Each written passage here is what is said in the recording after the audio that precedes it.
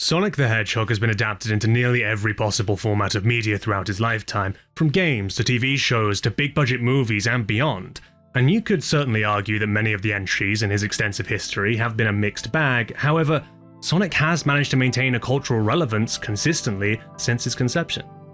And at the same time, the world of creepypasta has many stories and characters, each of whom have seen their glory days and many of which have been forgotten to time. But one story has managed to buck the trend, staving off what seems like an inevitable death to other stories of its ilk, reinventing itself in new tales, new formats, and new media to keep introducing itself to new generations. Following this timeline is going to take us into the territories of hilariously bad all the way to what I consider to be the greatest piece of fan-made content I've ever seen. Today, we're going to talk about Sonic.exe, the creepypasta that, despite many controversies, refuses to be forgotten.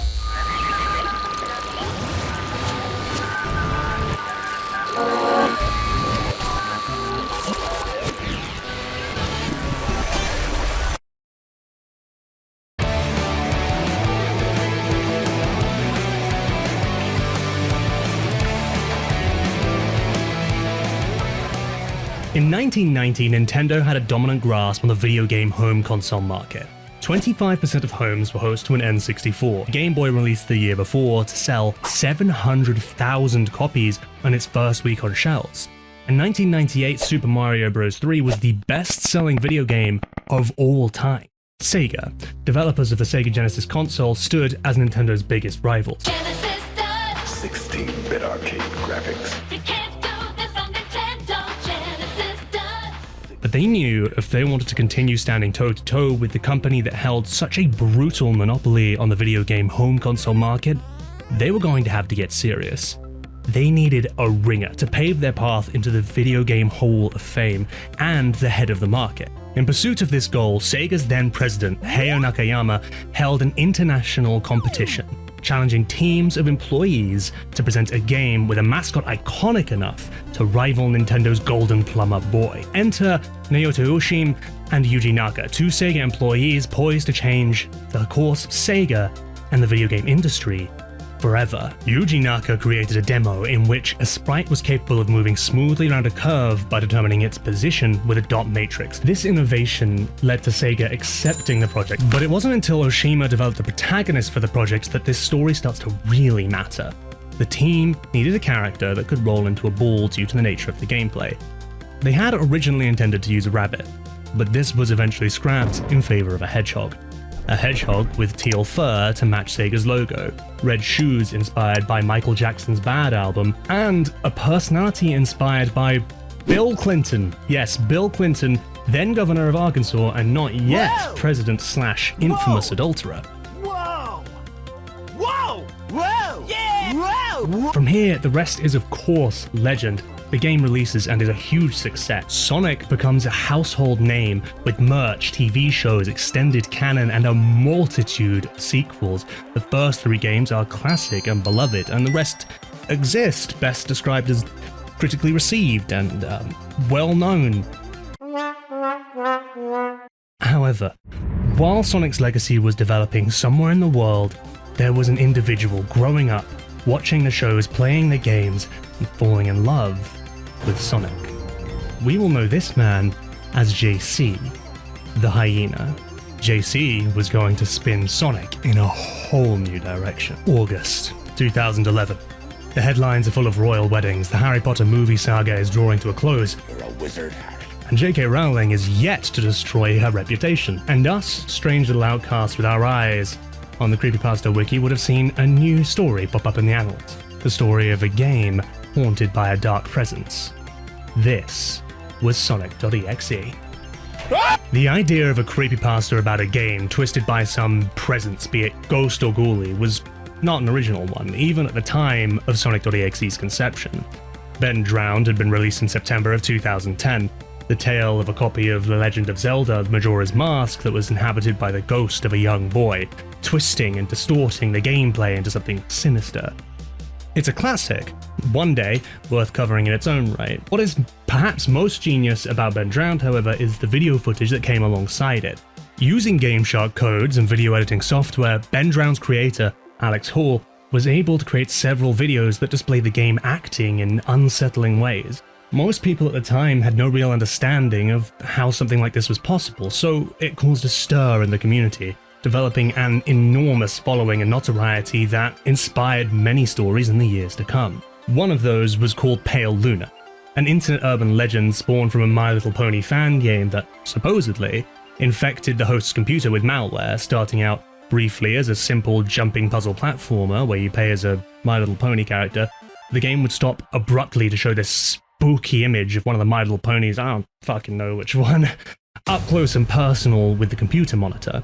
It then proceeded to edit the user's desktop background and icons. Lots of kids took this to mean there was a computer virus at work, which sparked panic and uproar and led to the game being removed. Luna Game was followed by a fan sequel that similarly delivered on the frights and still image jump scares and took the MLP community by storm. Ben Drowned was a creepypasta about a game with supporting footage. Luna was a game that actually existed and that evolved into an urban legend. The stage was now set for Sonic.exe, a creepypasta about a game that then actually was a game.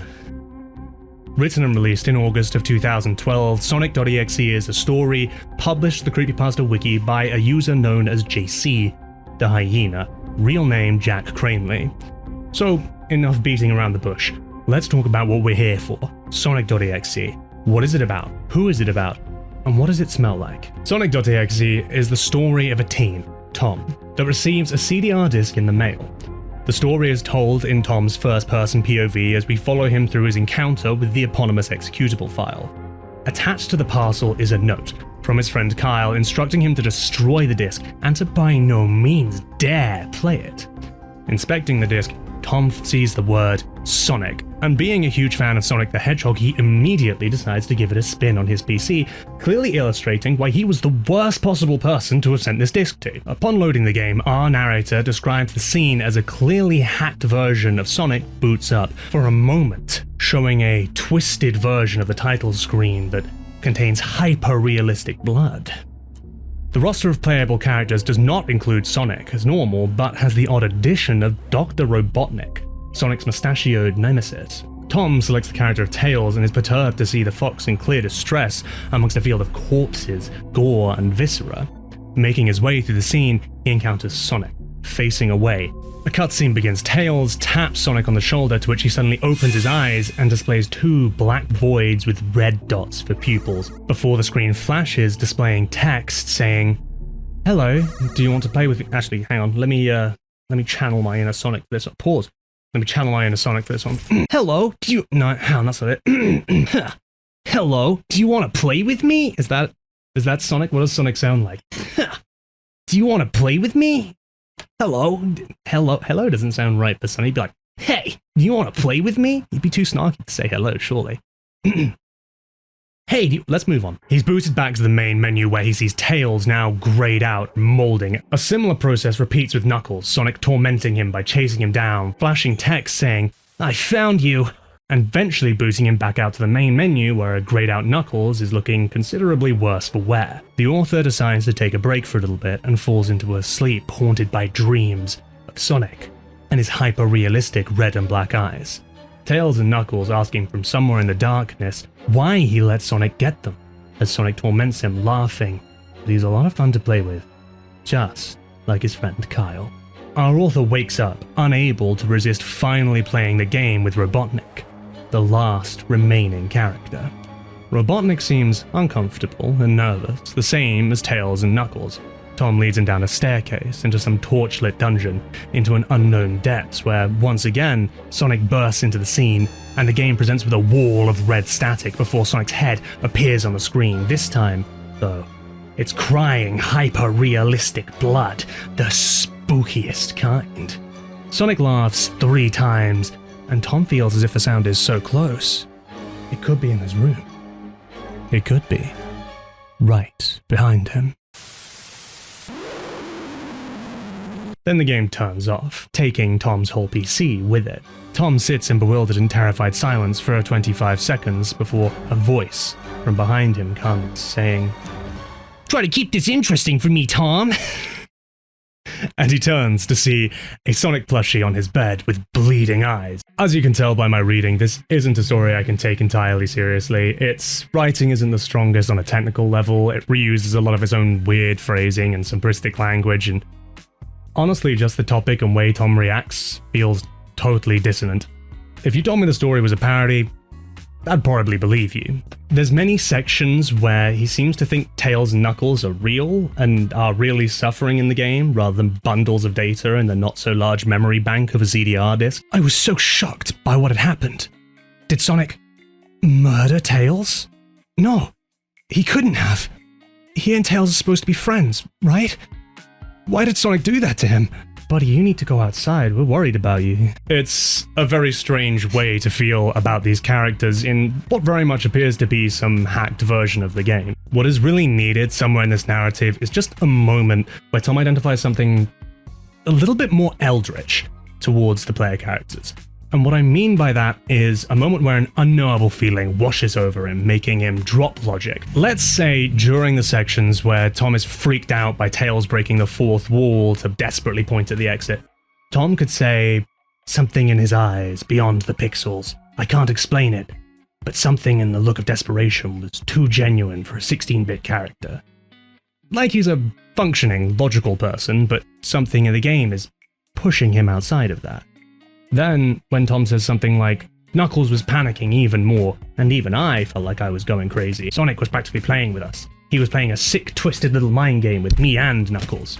Then you can identify with him. Instead of it taking you out of the story, asking, why is he taking this hacked game so seriously, you're being let into the story, where both you and Tom are asking, why does this feel so serious? This isn't an ingenious point or anything, it's kind of obvious, but like, we didn't do it, did he? Another thing that sticks out is the number of references to video games, and not obvious references. Well, I mean, they're obvious in the story, but they're very deep-cut, niche references. During the section where Knuckles is trying to escape Sonic, the music is like Geiger's theme, right after you beat Pokey in Earthbound. Sonic's laugh sounds an awful lot like that Kefka guy from Final Fantasy. At one point in the character select, the background was the dark, cloudy sky of Bad Stardust Speedway from Sonic CD, and the music was that creepy Caverns of Winter music from Earthbound. The whole story is riddled with them, and I actually think this is, in some ways, to the story's benefit. Whether it was JC's intention or not, these deep-cut references characterize Tom as a hardcore gamer, and I'll give props where they're due. It makes Tom feel that little more real, even if it is likely just JC as a self-insert. That personality comes through in the writing. The problem comes in here with how Tom doesn't say the music reminded me of X music from X game. He says it is the music from that game. The demonic entity inhabiting the disc is a gamer. Just picture him making his creepy Sonic levels and selecting which of his favorite JRPG anthems to spook you with. Makes this nerd seem a lot less intimidating, doesn't it? The story itself has its own flaws. It's often just not scary and can all be explained as a hacked or fan-made game. The ending stinger being a Sonic plushie is laughable to the point of parody, but if this was read by a child, this idea might be terrifying. A preteen with less discerning tastes might not see any of the flaws I do, could find this easier to believe in, which is evidently the case because the audience for the story ate it right up. Eventually. The immediate reception to this original story is now very hard to gauge. The best way will be looking at the dates of comments on the original post, but for reasons we'll get into, that's not possible. The best way I can think of is checking the old reliable Google search trends. The story was first published in August of 2011, and as you can see, not a lot of action in the browser bar for Sonic.exe by the time we hit January of 2012. This graph does somewhat morph the truth, however. Sure, in the first 6 months to a year, the story was at less than 1% of what would be its peak popularity, but for a little story on creepypasta.com, well, it did decently. JC, the author, was pleased with the response. The game is what changed everything. A year had passed when amateur video game designer Miss Crimson released a game based on the story. I could go through every moment of gameplay, but shit, it's basically just what the story says. Weird little title screen, character select, no Sonic, extra Robotnik, Tails runs through corpses, finds Sonic, gets murdered. Knuckles gets chased by Sonic, gets murdered. Robotnik goes down some stairs, gets murdered. Big text, I am God. The game came out to decent appeal, but the real explosion happened with the YouTubers. So here we are, Oh! Holy shit! No, not up, down. In all four of the spaces, and then you get a proper... Understand what I need to do. I need to watch again. The early 2010s saw the great boom of Let's Play YouTube, a genre of video where users would record themselves playing video games and providing live reactions and entertainment. Let's Players have been thriving around Minecraft for a few years already, but around 2012, we saw horror games become the new trend. Being able to experience all the scares and dread while having someone there with you has always been the best way to experience horror. Personally, I first encountered Sonic.exe as a Let's Play video by Markiplier, who most people likely know, presently sitting at 36.7 million subscribers at time of recording. In December of 2012, when he played the game, he had less than 300,000. Attention from mid-tier YouTubers like this is what began the true ascent of Sonic.exe, but what thoroughly pushed it into the new heights? That's normally attributed to PewDiePie. Yes! Nailed it! How do I get in? Hey, Joe! All of you! I'm spinning power of justice! It wasn't until a year after the game released that PewDiePie did his video Let's Play of the game, and with his audience of over 10 million, this rocketed its popularity to the masses. Suddenly, fan art exploded, fan stories, fans. Sonic.exe fever took hold, an internet culture plague for a sentient computer virus.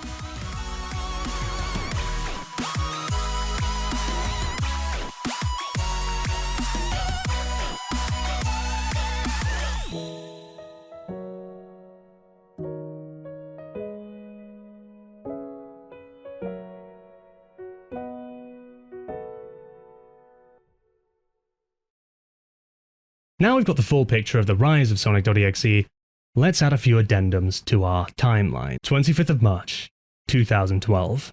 Pleased with the decent success of his story, JC, Sonic.exe's author, knew there was only one thing to do. Sequel time, baby! Sonic.exe 2 is the story of Crystal, a friend of Tom and Kyle who inherits the game from Tom's father. Looking to dispose of Tom's old possessions, now dark reminders, it's believed Tom's fate was self-inflicted, but we know better. You're not going to believe this, but Crystal is a big Sonic fan. She wastes no time in slamming the disc into her PC and being presented with a character selection of Sally, Blaze, Amy, Mighty, and Silver. Now, if not all of those names ring a bell, then I don't blame you. I have no fucking idea who Mighty is. Fortunately, it's not important. Crystal tries to select Sally, her favorite character, but it would seem she has to play the characters in order, starting with Silver, the white hedgehog with telekinesis. Silver's level is titled Trapped and bears a striking resemblance to Green Hill Zone, the iconic first level of the original Sonic game. Silver begins to run and quickly bumps into Sonic, who smiles before stepping aside to let Silver continue on.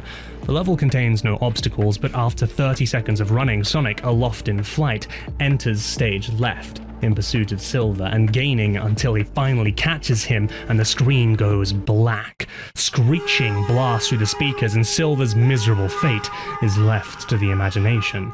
Kicked back to the menu, Crystal's next character is Blaze, the pyrokinetic cat, it says on Wikipedia. Blaze runs through a hellish rendition of Casino Night Stage titled Empty. As she trips, Sonic pops in, calls her clumsy, and then teleports her to a room full of mirrors. Sonic appears in one and she smashes it, then another and another.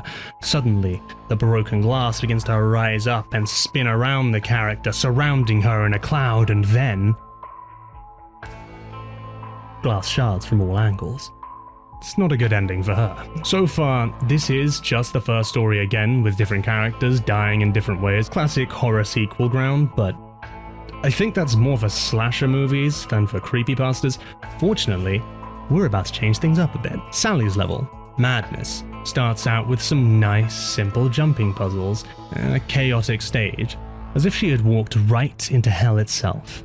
Crystal fails a jump and plummets into the abyss, met with a message saying, "You look a little run down, why not take a break?" Crystal makes herself a sandwich and returns to find a chat box open with messages from Sally herself. Crystal is confused, but not as much as she should be, and begins to interact with the video game character. Sally apologizes for Sonic's behavior and tells Crystal that he's really a nice guy. He just wants to escape the game. Crystal boots the level back up and begins running into a white void. After 4 minutes, Sonic pops up and kicks her back to the menu where Sally's had her eyes sewn shut. Sally pops back into the chat to tell Crystal that she ought to make up her mind soon, though she hasn't been asked a question. That night, Crystal dreams of Sonic, asking her to help him find his way out of the game, then he'll stop messaging her and leave her alone. Also, he's lobotomized her in the dream, though it's neither here nor there, really. Crystal asks her dad, who is a computer guy, for help, and he gives her all the stuff needed to hack the game, which is, I suppose, admin privileges? Crystal links the game up to the internet, freeing Sonic into the World Wide Web. This doesn't, however, end Crystal's torments. Instead, she begins to feel Sonic's presence throughout her house. Crystal pops back into Sally's DMs with some stern questions. Sally's replies do little to ease Crystal's fear, as Sally claims she lied because Sonic told her to. In a sense, she didn't lie. After all, Sonic will leave her alone once he's ended her life. And then Crystal feels Sonic breathing down her neck. Sonic is free to roam and take the souls of those all across the internet, and leaves us with a warning that should we find a Sonic plushie, it means he's coming for us. He's gonna be real busy after Comic-Con.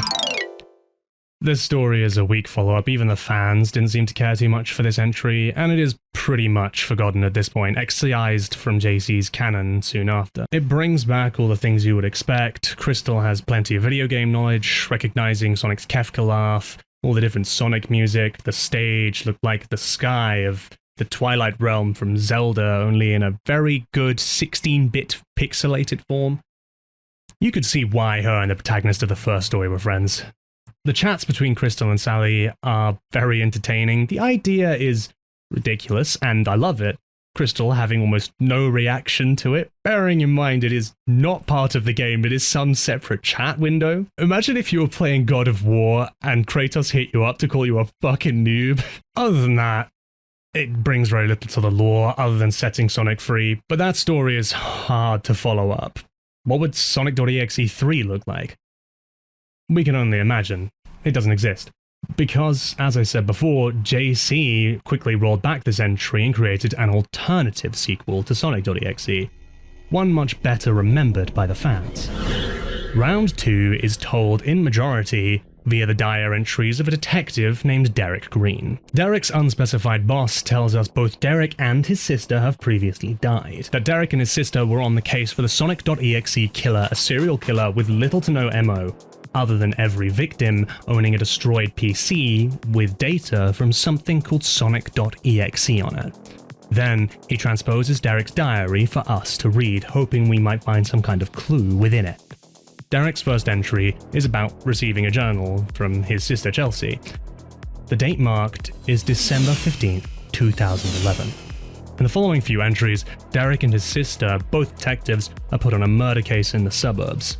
The body has the number 1 carved into its chest. They find the victim's computer is burned up and destroyed and contains data from a file called Sonic.exe, and if it sounds like I'm repeating myself, that's because the story repeats itself. Across a few more entries, more murders take place, the numbers cut into the bodies, counting up with each one. Thinking further on the Sonic.exe mystery, Derek muses that he and his sister played Sonic the Hedgehog when they were younger. Chelsea's favorite character was Rouge the Bat. Rouge the Bat is my favorite character too. Awooka, awooka! I would fuck that bat. A few more days pass and more murders occur. Autopsies reveal the bodies are in perfect health other than the heavy wounds, and mouths ripped open. They are not in fact dead, however. The bodies are apparently in vegetative states, their hearts still beating, their lungs still breathing. Derek seems to be shocked by this information, though surely the first thing you would check on a body is if they have a pulse. Derek notes that Chelsea has been acting reclusive lately and hopes that she is working on a breakthrough for the case. He also notes that there have been some unusual cult activity in the city, people working a deity known as X.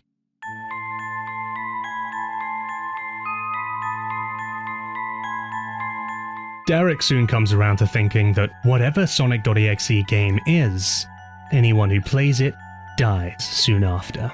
And then remembers his sister recently came home saying she'd bought a new game.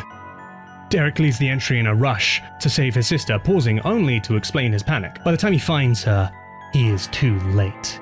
Derek briefly recounts the funeral, where he was wished well by a woman named Shannon Goldman, a member of the Cult of X. While cleaning out Chelsea's room, Derek notices her computer isn't destroyed, and indeed, when Derek powers up the PC, he sees a file named Sonic.exe.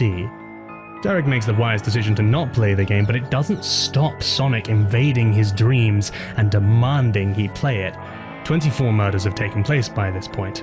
Derek theorizes that perhaps these murders and the whole Cult of X thing are related. Perhaps whoever this X guy is, he's the killer they've been hunting for. 28 murders, and Derek is contacted on Skype by someone named Cole, who informs Derek that indeed the Cult of X is involved. In fact, they're the ones destroying the victim's computer, taking the haunted disk back and sending it on to new victims. Derek can bear it no longer and caves, booting up Chelsea's PC and launching Sonic.exe.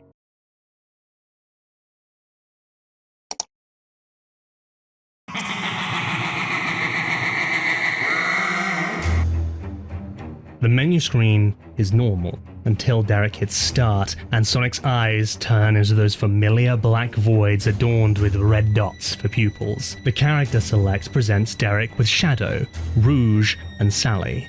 Chelsea's favorite character was Rouge, so Derek chooses to avoid the character and selects Shadow. The first level is some Hall of Mirrors, unidentified piano music drifting in the background. As Derek begins to progress, with each mirror he passes, more grotesque and twisted Shadow is presented to him, covered in bloody wounds and swollen, pulsating eyes. Shadow stops in front of a mirror, and Derek watches as the Hedgehog transforms into the monstrous reflection. Words flash. It's not the outside that's important. It's not the outside that's important. It's who you are on the inside that intrigues me. And then, you're learning more about this better than anyone, aren't you, Derek? You're learning more about this better than anyone, aren't you, Derek? That's like the sassy Sonic sound. You're learning more about this better than anyone, aren't you, Derek? Is that... I'll do, whatever. Ignoring whatever's happening there grammatically, the game addressed him personally. On the menu screen, Shadow smiles gleefully with a far-off stare. Derek freaks out and shuts off the game. I just don't get it! Why is all this happening? Who is X? Who is X? Who is X? Sonic? The next day, Sonic speaks to Cole, a stranger who seems to have all the answers, informing him that the X the cult worships is in fact an interdimensional entity known as Sonic.exe. And while Sonic cannot enter our world, somehow a game disc was created that acted as a window to his nightmare dimension. If someone plays the game, X has the ability to pull their soul into his world, leaving them an empty husk. How the fuck did Tom die by having his jaw ripped open, and his dad thought it was a self-inflicted injury? That's just occurred to me as I'm delivering the lines. That's not even in the script, it's just occurred to me. How exactly did his dad think that was self-inflicted? That makes no sense at all. Anyway, let's move on. 31 murders, and the last two bodies might ring a bell. Two young boys named Kyle and Tom, the protagonists of the original story. Soon, Derek is compelled to play more of the game, this time as Sally in a desolate city with no background. Sally wears a demented smile, and while making his way through the city, Derek finds X waiting for him. Sally is seen off, of course, and soon, Sonic, or X, or whatever we want to call him by this point, announces that humans are the ultimate playthings. Derek stops there for the night. Further conversation with Cole, his true identity unknown, reveals that the characters within the game are Sonic's victims, the souls of those he's pulled into his world, presented as game characters. Derek knows this must mean that Rouge, the big filthy Batgirl with wham tits, must be his sister. Derek returns to his journal a few days later to inform it that he's learned new info on X. Apparently, X has 7 guardians, and these are some sort of extension of himself. Reportedly, they exist to keep order in X's dimension and to sow chaos in ours, making people more susceptible to X's fuckery. Further, X plans to one day merge the worlds and make all humanity his slaves. Cole also tells Derek the only way to stop X entering our world is to destroy the disc, which Derek has unfortunately handed to the police chief. He plans to somehow steal it back, and finally, in his last diary entry, Derek tells us that Cole, his Skype informant, got by X. Cole was a soul trapped in Sonic's world who somehow found a way to contact Derek on Skype. And during their last DM sesh, Cole gets cut off and Cole returns to the chat under the name X. X calls Cole a cheater who must be punished. Derek curses Sonic.exe's name and leaves us, determined to get the disc and destroy it. He signs off goodbye. Good luck, and then he fucking dies, dude. But to be more specific, Derek's boss tells us he received an email soon after Derek's mysterious disappearance that contained a recording. We hear Derek, captured by the cultists, struggling against his binds. Shannon Goldman, the cultist who approached Derek at his sister's funeral, speaks, chiding Derek for not accepting X. Shannon claims to be X's foremost apostle, chosen because she hates the world. A whole bunch. Derek responds by pulling out the Sonic.exe disc and snapping it in half. But Shannon just laughs because you can just make copies of the disc. There are fucking loads of them. The cultists wheel out a little TV and a game controller, and Derek screams and cries and it ends there, but I think we can assume Sonic gets his soul. Sonic.exe Round 2. It's not as enjoyable as the first entry. A lot of issues, but the main one is simply that it's boring. Say what you want about the original story, but it's got a pace on. Stuff moves fast, it's in and out before you can get tired of it. By comparison, the sequel drags. Things are often repeated pointlessly, and if you'll indulge me in a rant, can we please stop with diaries? Much like flashbacks, they're lazy and uncreative ways to deliver exposition at best, and at worst, in stories like Sonic.exe, they seem to serve no purpose other than hampering the story by anchoring it to a format. If this was simply a story told in first person like the original, told in order, it would immediately improve. The framing device only repeats information already in the story, introducing the irrelevant character of Derek's boss, who only serves to confuse me by not being the chief of police, because that's a different character. Because the story has to stick to being a diary now. There have to be entries and sections added, not because they're important and drive the story, but because it would be odd for Derek not to put this in his diary. And now there's an extra layer of comedy in moments of Derek filling out his immediate thoughts in his diary. Wait a minute, I just remembered something. A few days ago, Chelsea came home from the store and went back into her room. She said she found a new game. Oh my god. Chelsea! Bro sat there and took the time to scribble out the exclamation mark so that his diary knew this was urgent before he went to see if his sister had her soul ripped out her face. Derek's also an uncompelling protagonist. Remember how I complimented the characterization of Tom as a little gamer nerd boy? JC took that away for Derek, and now he's just some guy. His biggest character trait is writing wow in his diary a noticeable number of times. Literally the only benefit of a diary format is getting a better idea of our protagonist's feelings, and yet nothing. So I don't like the story, but I will say this for JC. Coming back for what is basically a big lore dump is a good idea. This story certainly has purpose, and in fairness, it does achieve the goal of adding more depth to Sonic.exe. More depth is exactly what it needed at this point if it wanted to spread its fanbase. And boy, did it. There is one more story in JC's canon, but there's a cute little catch with this one, which is that I can't find it. It must be somewhere, but it's just buried. I'm only aware of its existence because of the wiki page that breaks it down. Apparently, Alice is the adopted daughter of Shannon Goldman, X's cult leader. Shannon conditions Alice into the cult, gives her the teachings of X presented as kind and fair rather than torturous. She witnesses Derek's murder amongst other truths of the cult, becomes disillusioned. Eventually, she denies Dex's teachings, but she's already the next in line to be sacrificed, a fate she doesn't avoid. X takes her soul, bringing her into a place he calls Wonderland. If someone can find the original text to this one, I'd love to see it and be able to amend this missing information here, but straight up I cannot locate the last entry of JC's original Sonic.exe timeline. And with these sorry, I had to burp. With these stories, JC had set a precedent for sequels in the Sonic.exe world, and that's exactly what Miss Crimson did for his video game.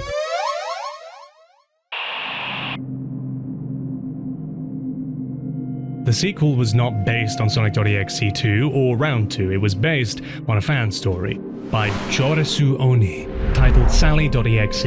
It's appreciably brief and to the point. Quality-wise, it's very much in line with the original Sonic.exe. The game... Sonic? Just kidding, Sal. Kiss wasn't that great. I suppose you can do better. Is grass green? Is water wet? The game will start with a quick shot of a scene taken from the Sonic cartoon, where Sonic and Sally Acorn share a kiss. This scene will blink in and out, followed by the Sega logo set on a black background instead of its usual white. The title screen presents Amy Rose in Sonic's normal position center screen, noticeably flanked by the desiccated tails and knuckles from the first games. Hitting start will take the player to a stage titled Not Perfect, with the player character of Amy Rose. Immediately, Sonic is ahead of the player and jumps into a warp ring, used in Sonic games to take the player to a special stage. The special stage contains pink hearts and peppermints and sudden death when you inevitably hit the stage's edge. Sonic will then suddenly appear on screen with his red dot eyes, reaching for the player and flitting rapidly around the screen as music screeches and a girl's screams can be heard, likely Amy's. Swiftly kicked back to the title screen, you'll see Amy in the classic bedraggled grey as Cream the Rabbit sneaks a little peek at you over the logo. Her stage is titled Kind and Fair, all one word, and sees you entering a colourful block-built structure set upon a peaceful lake. As the user begins to move, they'll quickly hit some speed-up items and roll into a ball, pick up more and more pickups, more and more speed, before abruptly stopping in collision with a wall of spikes. It's so abrupt and juxtaposed to the environment that this is the only moment that I do actually find a little evocative. The next and final character is Sally. Her stage, stage 9, is untitled. Red, with silhouettes, yours, and those of the 5 previously playable characters. And at the center, Sonic, large, spread eagle in some kind of power stance. Eyes aglow. The walls begin to close in, quickly eclipsing the old characters, then Sonic, until all that lies within the rapidly shrinking room is Sally, until... A momentary flash of Sonic and Amy going in for a smooch, and Sally, her eyes sewn shut, takes up the whole screen, and then... game over. And that's Sally.exe. Both the game and the story, as they are ostensibly the same. Except when I played the Sally.exe game, I didn't find a Sally plush sitting on the bed after. I do really wish that I had more to critique and comment about the games, being that they are such a critical point in this story, but I don't find it scary. I never have found it scary, because they existed after I was 10 years old. Gameplay-wise, what gameplay? Sometimes you get to move in directions, but there's no choice around challenges. It looks fine, but that's because it's by and large just animations ripped straight from other Sonic games. It's more an experience than a game, like something by David Cage, except somehow with less player choice. And I'm not trying to insult the game or Miss Crimson, the designer, who seems like a lovely person from what I've seen around. It's just true, it's factual. I feel bad ragging on a game too much. I think because it's his first effort, I couldn't sit down right now and make a better game, but I think quite provably I could sit down and write a better creepypasta than Sonic.exe. That's one of the reasons I spare no wrath for JC. But actually, it's time to take a break from both Miss Crimson and from JC. because you need to really understand what Sonic.exe is and why it's worth talking about. The impact. And the crater this story left in internet culture is best discerned by looking at the fandom, its disciples, and its copycats.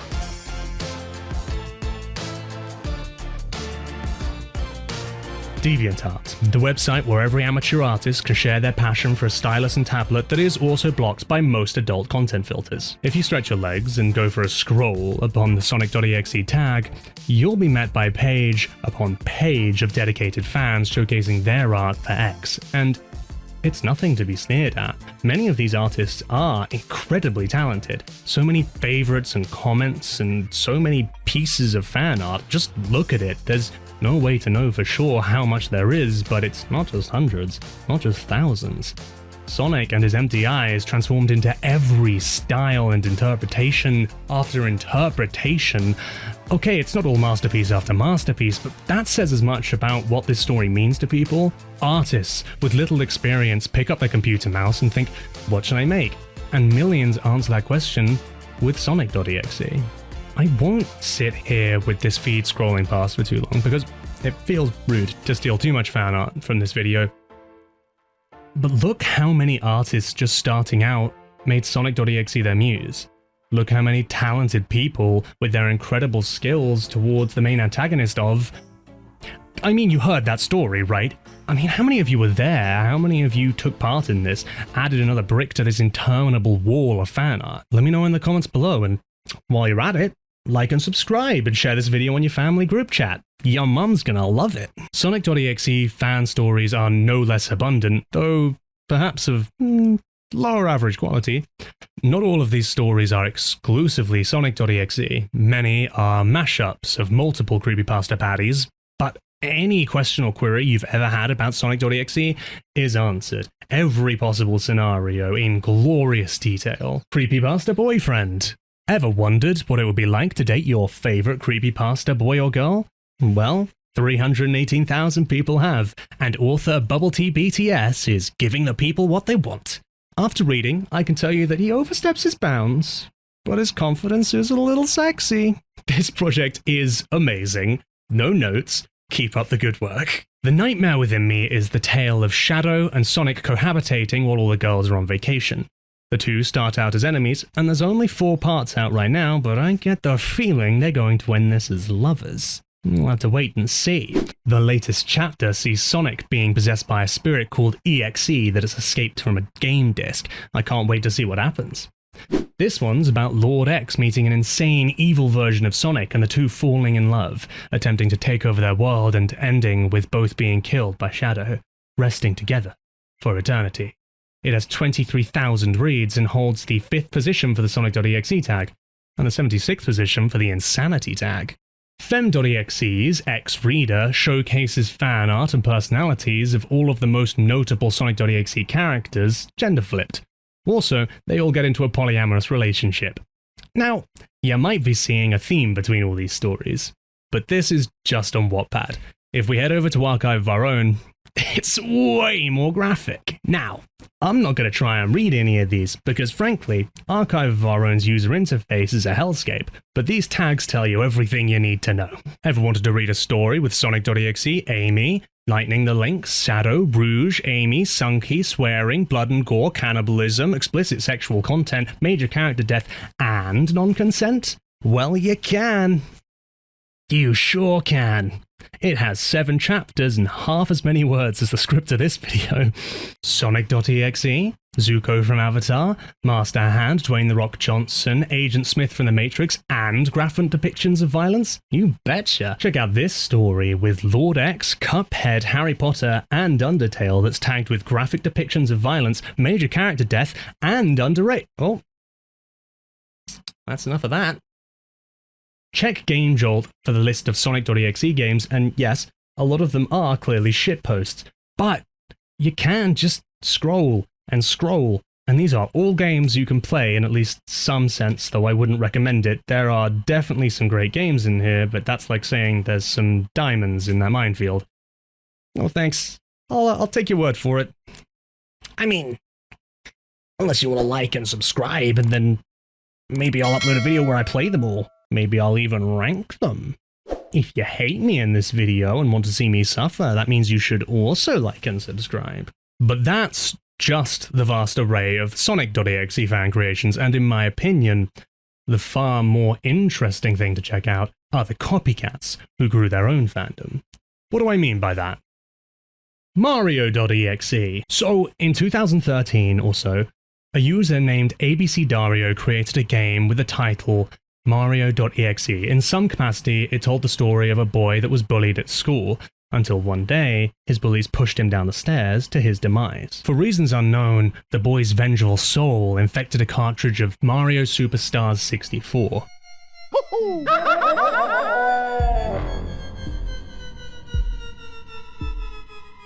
20 years later, the three bullies picked up the game cartridge from a flea market and are excited to revisit Mario Superstars 64. When they boot it up, they find themselves sucked into the game, split up into different areas where Mario.exe, the spirit of Dario, begins to mercilessly torment them with knife fights and Bowser brawls before ending them one by one. A more extensive summary of this story can be found on the game's wiki. In fact, it's so extensive, it's pretty much just a creepypasta story itself. And I know, it sounds bad, but trust me, the game is worse. There's a YouTuber, Luigi Kid, a Let's Player who dedicated much of his channel to playing .exe games and spin-offs. The wiki for this game quotes Luigi Kid as saying, "It was so bad, it gave him cancer." That's the second paragraph of the official wiki. If the story interests you, however, and you know Spanish, you can buy the 24-page novella from Amazon for just $3.78. Despite the weak reception this game received, a remake released in April of this year, 2024, and it is decidedly better with gameplay tweaks, but most importantly, really good sprite art. Not too long after the release of the original, there was a different Mario.exe game that's a lot better. The title screen gives you the option of Mario or Luigi, though you cannot select Mario. Select Luigi, and you're thrust into 1-1, which controls and feels a lot like the original Super Mario game. At the end of the first level, however, instead of grabbing the flagpole and heading into the castle, you find Mario. Eyes black and bloody. He pulls out a torch and lights the Toad's castle on fire. Escape the spikes. Escape the spikes that fall from above, and you'll head into some levels set against a black background. In these levels, you'll meet some poison mushrooms that will make Luigi vomit and die, and a zombie toad. Fail the button, mash QTE, and he rips your head off. Succeed, and you rip off his. Continue and you'll encounter Mario pushing Peach to her death before finally slicing Luigi's head off. Mario.exe has a sword. That's just like one of his things. This version by GameJolt user CoolRash has 200,000 page views, but neither of these Mario.exes are the one Markiplier played on his channel. Welcome to I Hate You Mario, otherwise known as Mario.exe. This version is also called I Hate You Mario, and it's based on a creepypasta story by Slimebeast. In it, a user downloads a pirated version of Super Mario Bros. As Mario progresses through the levels, he encounters all sorts of profusely bleeding classic characters. After finally progressing past all the levels, he reaches King Koopa's castle to find his brother, Luigi. Scrawled on the walls are the words, "I hate you, and why won't..." Actually... "I hate you, and why won't you die?" That's not racist, it's just what Luigi speaks like, I swear. Luigi jumps into the air and repeatedly stomps on Mario's head. Just when he thinks he's won, Mario catches him from behind and shoves him into the lava. The final "You Win" screen of the game shows Mario, Peach, and Luigi like he usually does, but Luigi's face is melted off. The story comes with these screenshots depicting all the events described, which is a neat touch. Reminds me of Ben Drowned, which we talked about earlier. Well, that's enough Mario.exe. What about Woody.exe? This game is the tale of a Buzz Lightyear battling his way towards a Woody that has been infected by a spirit called Respiro. Respiro is a spirit of vengeance that possessed Woody because of his yearning to get revenge on Buzz, who stole his place as Andy's favorite toy. The cutscene that uses 3D models in this are actually really nice, but I get the feeling that a lot of these mismatched assets are just assembled from some kind of store online. Look at these sprites that must have been Oh god, look at these sprites against a background that must have been made in MS Paint. These aren't created by the same artist. The game is not great to play. The jumping is very strange and slidey, and the boss fights are just hoping you hit them enough times before they throw too many attacks at you. The good ending sees you defeating the spirit that possessed Woody and killed many of Andy's toys. When you beat him, you wake up as if it was all a dream, though all the toys remember the events before running off into the other side of Andy's room. Did that not fill your appetite? Try Spongebob.exe. You play as Patrick, trying to find SpongeBob, progressing through some jumping sections until you reach a room where spikes below you will begin to raise until they impale you. You can escape them and get some kind of good ending, but the Let's Player I was watching said the controls sucked and he didn't want to play it again, and I didn't want to test that for myself. You will then play as Squidward in much the same jumping sections, though it's really dark and foggy now, and then SpongeBob kills you, and then Mr. Krabs, and this one sucks, but it's just another in the endless pile. Check out Luigi Kid's playlist of Sonic.exe games he's played. It's nearly 600 videos.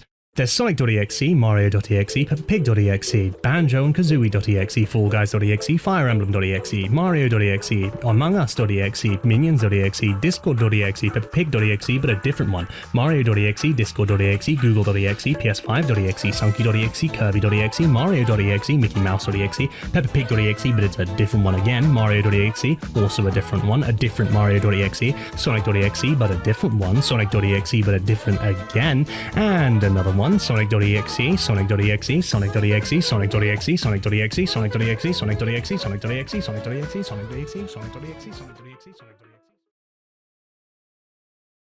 Thomas the Tank Engine.exe, Luigi Kid.exe, Sally.exe, Peach.exe, Toad.exe, Uno.exe, Windows XP.exe, Dr. Pepper.exe, Peppa Pig.exe, but it's yet a different one, Baby Yoda.exe, Bob the Builder.exe, there's still more, God has abandoned us. So yeah, there's quite a few dedicated Sonic.exe fans, if not of the original story, then of the concept of JC's story. Now that I've once again brought the topic around to JC the Hyena, Sonic.exe's author, let's look at him a little more. I can't find that much out about his personal life. Best I can manage is what I'm told is his real name, Jack Cranley, but that's not an issue because there's plenty to be said for JC the Hyena as a presence online. But here's where things get spicy, because there's a deep blurring of the lines between JC the real person, creator of Sonic.exe, DeviantArt frequenter and Fur Affinity member, and JC the webcomic actor. JC's online presence by and large is role-playing as a character from a webcomic he created. Here's the issue. These comics were uploaded to JC's DeviantArt, which has since been deactivated, and thus makes them very hard to track down and read.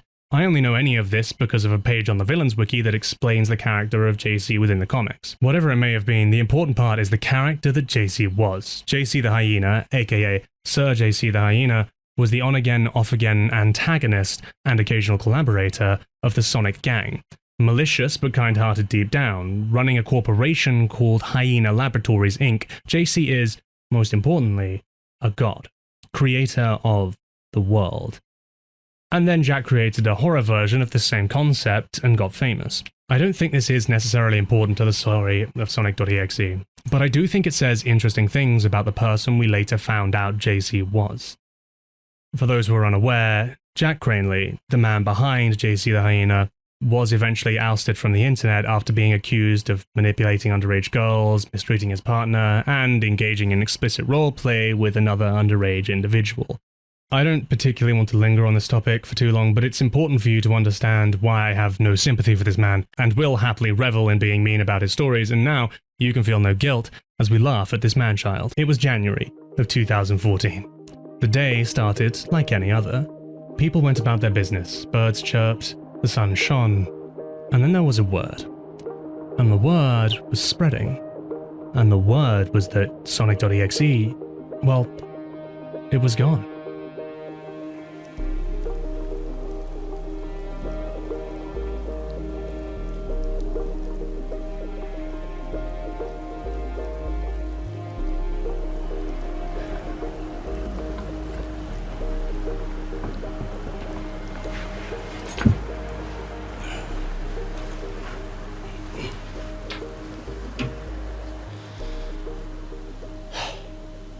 The proposal had been made in the days before, but official word leaked mainly through JC himself on DeviantArt.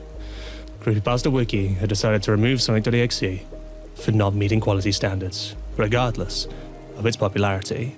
A DeviantArt user known as YoFreshBeans spoke for JC, posting the following to a fan forum. Sonic.exe has been deleted from the creepypasta wiki page. I had received word from JC about an hour ago. I'm trying to calm him down over Skype, but he's far too upset to have a light conversation with at the moment. 2 other creepypastas JC has written have been removed as well. Apparently, the admins either hate furries or just JC in general, and they want nothing to do with Sonic.exe or anything that vaguely resembles Sonic.exe. I'm going to ask you to please spread this information around to all Sonic.exe fans out there. As Sonic.exe community leader, it is my responsibility to let people know what happens with our favorite embodiment of evil. Because I promised JC that I would spread the word, because he trusts me. Hell will be risen. I'll see to that. Hi, this is Editing Laurian here, coming in to just say, fuck you. That little bastard scratching away at my head. Guess how long before I notice he's doing that?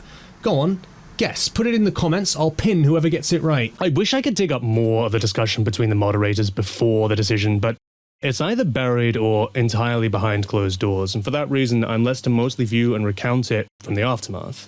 Soon after, JC posted a rant that would go viral and become one of the largest parts of his legacy.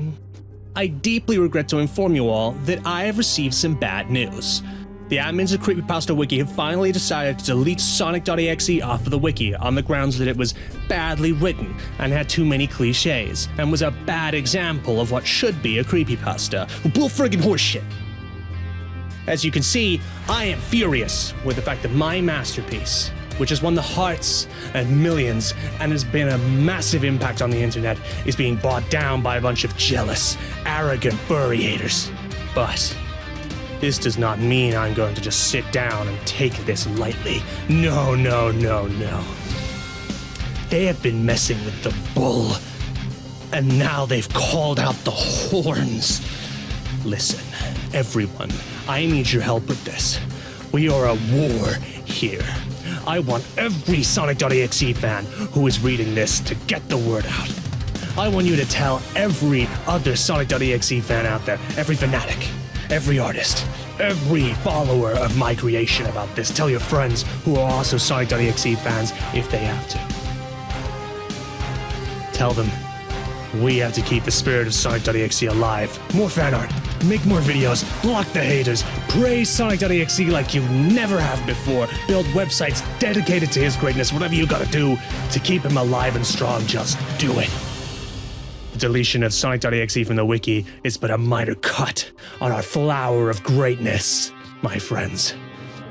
And that cut has done nothing but further the spreading, and we are the pollen of this flower. We need to prepare for our victory over the haters. The haters need to bleed for their crimes.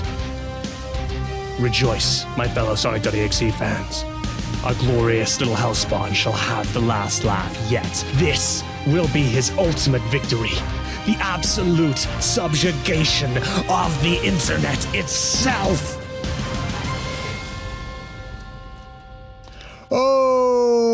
Oh, it's so much to unpack. First, let's start with the furry thing. It's something I mostly avoided going in depth on as part of JC's character. I personally don't see much reason to bring it up, as I don't really care. A furry is an enthusiast of anthropomorphized animal characters, Sonic being a prime example. Zootopia, My Little Pony, Lion King. Nala, no, we can't. It's wrong. The style, body shapes, ratio of human to animal anatomy, if it's anthro-animal, it counts. There was, and continues to be, a huge fan base for characters in art under the furry umbrella. Online artists will often draw a large portion of their income from drawing people's furry OCs, original characters. Those identifying as furries would often create a representation of themselves as a character in the form of an anthropomorphized animal. For example, JC here role-playing and presenting himself online as JC the Hyena, a character for whom he had an extensive canon, personality separate from his own, and art which can be found on his Fur Affinity account. It is not explicitly a sex thing in general or for JC specifically. I have to say that because it is often assumed to be a sex thing due to the very common practice of drawing sexualized images of one's character. That's not mentioning the high-profile scandals of furry events that were reported to have been plagued by sex stuff, including far too public sex between people wearing fursuits, meaning people cosplaying as their OCs, far too much clearly sexualized art of characters being shown loud and proud at events meant for all ages. It could and is seen at most high-profile cons. The fact that often these characters could be underage, not helping. Then there's the fact that furry culture and homosexuality were at least believed to be very intertwined, and while polite society were about getting to grips with that being fine in the early 2010s, internet culture was quite a ways behind. How many of the stories were true or exaggerated is hard to say, but the result was the same. Furries were demonized across the internet. I, Laurian, the wretched degenerate, don't care. What people do in their time amongst their own community bothers me little. When it comes into public spaces, that's when you start to become a problematic pervert, furry or not. JC's attempts to claim his own marginalized group are embarrassing, and rang even more embarrassing amongst an internet that had little sympathy for the furry community. I think it's pretty clear this had nothing to do with the takedown. I seriously doubt the majority of creepypasta wiki moderators were aware of who JC was, and even fewer cared. That said, whether the moderators hated furries or not makes very little difference. The claims that Sonic.exe is poorly written and so on were still ones the majority of people vocally agreed on, and just kind of objectively true. If you enjoy it, that's fine, but it doesn't remove grammatical errors, cliches, uninspired literary devices. JC's righteous anger comes across as a child throwing his toys out the pram. Clinging so tight to Sonic.exe as your magnum opus is not a good look. And across the years, people have tried defending JC here and arguing that anyone might do the same in his position. He was hailed with compliments and then had his creepypasta removed and become a laughingstock. As if the only option was to throw a tantrum, as if taking it with good nature, saying, "Hey, I'm just glad some people enjoy it so much. I'm only improving from here, and one day I'll write a story that does belong there." As if that wasn't an option. No, I'm going to play the race card, except I can't play the race card, so I'll just say it's because I'm a furry. It's embarrassing.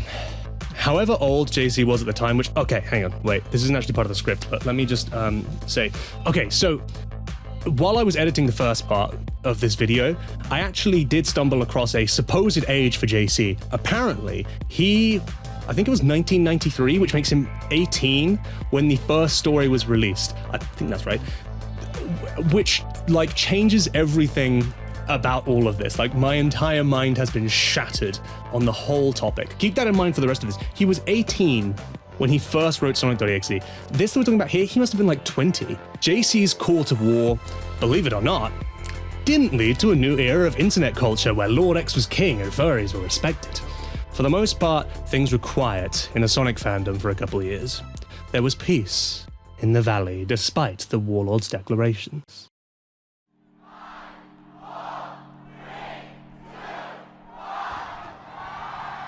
2017. Trump is serving his first year in office. The Switch has just hit shelves, and a third thing. An interview with JC himself, conducted by the very person who shopped around his iconic Rant, released. Corpse, the interviewer, chose to keep their identity a mystery to JC. And to JC's credit, much as I hate to give him any, he does concede that his behavior was childish, though he still disagrees with the removal. Most importantly, he tells us he's working on a reboot of his creepypasta, perhaps in the third person, easing up on the cliches, taking more inspiration from Lovecraft and Stephen King. Perhaps he took too much inspiration from Lovecraft and that's why he chose to be such a piece of shit, but I digress. I can't wait to talk about this. The reboot will be released in 2017. Tom is a college student who received a mysterious package from his best friend Kyle, who has been missing for 3 weeks. The package contains a video game called Sonic.exe. A hastily scrawled note insists Tom play it for himself. Kyle found it so addicting. Before Tom even gets a chance, however, Kyle turns up dead, his body mutilated, the jaw hanging off, his esophagus ruptured as if something large was forced through it, but not like that. When Tom finally plays the game, he finds it's some disturbing rendition of a 3D Sonic the Hedgehog game. Tom is taken to an abandoned city level as Tails the Fox. while an off-putting voice doing a bad Sonic impression instructs him to hide, while it seeks. After roaming about the level for a while, Tom finally bumps into the Seeker, a strange Sonic reskin with no gloves or shoes. Tom is struck by a strange panic as the creature looks into the camera, telling him that he's not very good at this, are you? Its pupils swelling to swallow its eyes. Tom runs and hides inside a building, but finds himself instead inside a burning forest where a Sonic doll head staked upon a black tentacle grabs Tails and holds him over the fire to cook. As the face of Sonic with his great black eyes fills up the screen, Tom hits the power button in a fearful sweat. As he tells his friends about the experience at college the next day, a girl runs into the cafeteria crying out that their teacher has been murdered in a manner disturbingly reminiscent of Kyle. When the detective Derek Green arrives, he takes Tom to the scene because he was Kyle's friend, and it makes no sense in context either. The scene displays the same MO of Kyle's killer, no signs of forced entry, jaw distended, and perhaps, most strangely of all, the victim's computer screen smashed. The scene is clearly one more in a string of killings Derek has been investigating.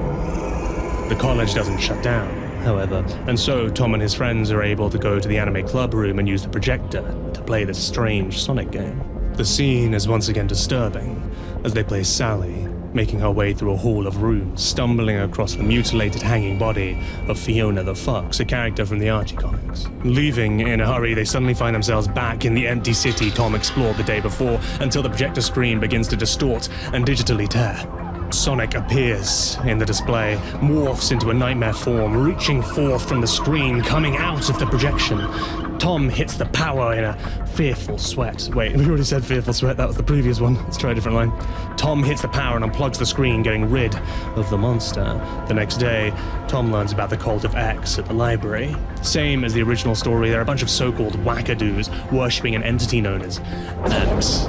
Regrouped at college, Tom and his friends notice their other friend, Alana, is absent, and in their hunt to find her in the computer lab are confronted by X, not requiring the Sonic.exe file to enter our world. Unable to save their friend, they watch X brutally steal her soul before making a mad dash escape. Finding his way to the offices, Tom announces over the school intercom, it's time for everyone to evacuate. As everyone attempts to escape the building, they realize it's too late. The doors have already been barricaded shut from the outside, and in the ensuing panic, Tom and his friends begin being separated and picked off by the malevolent Sonic until they reach the canteen food storage locker to haul up for the night. As morning arrives, Tom manages to get a call through to the detective, Derek, who assures him that they'll find a way to get him out. All the while, his friend Roger is stealth assassinated behind him, and Tom turns to see his corpse ripped open. In a rage, Tom runs through the college to his dorm where he smashes his laptop in hopes of sealing X's entrance to the world before being confronted with Kyle, now in the body of Knuckles the Echidna, stuck in Kyle's old laptop. Yes, this is real. He actually wrote this as a serious reboot a la Stephen King and H.P. Lovecraft. Kyle the Echidna is suddenly replaced by Sonic, who crawls out of the screen in order to escape X's eternal torment. Tom resorts to taking his own life, robbing the creature of its prize. A few days later, Derek Green sits in a bar drinking away the guilt of not being able to save Tom and the rest of the students when his sister walks in, presenting him with a newly turned up piece of evidence. The note Kyle wrote for Tom, now suspected to be from the cult of X. As they get up to leave, a man on nearby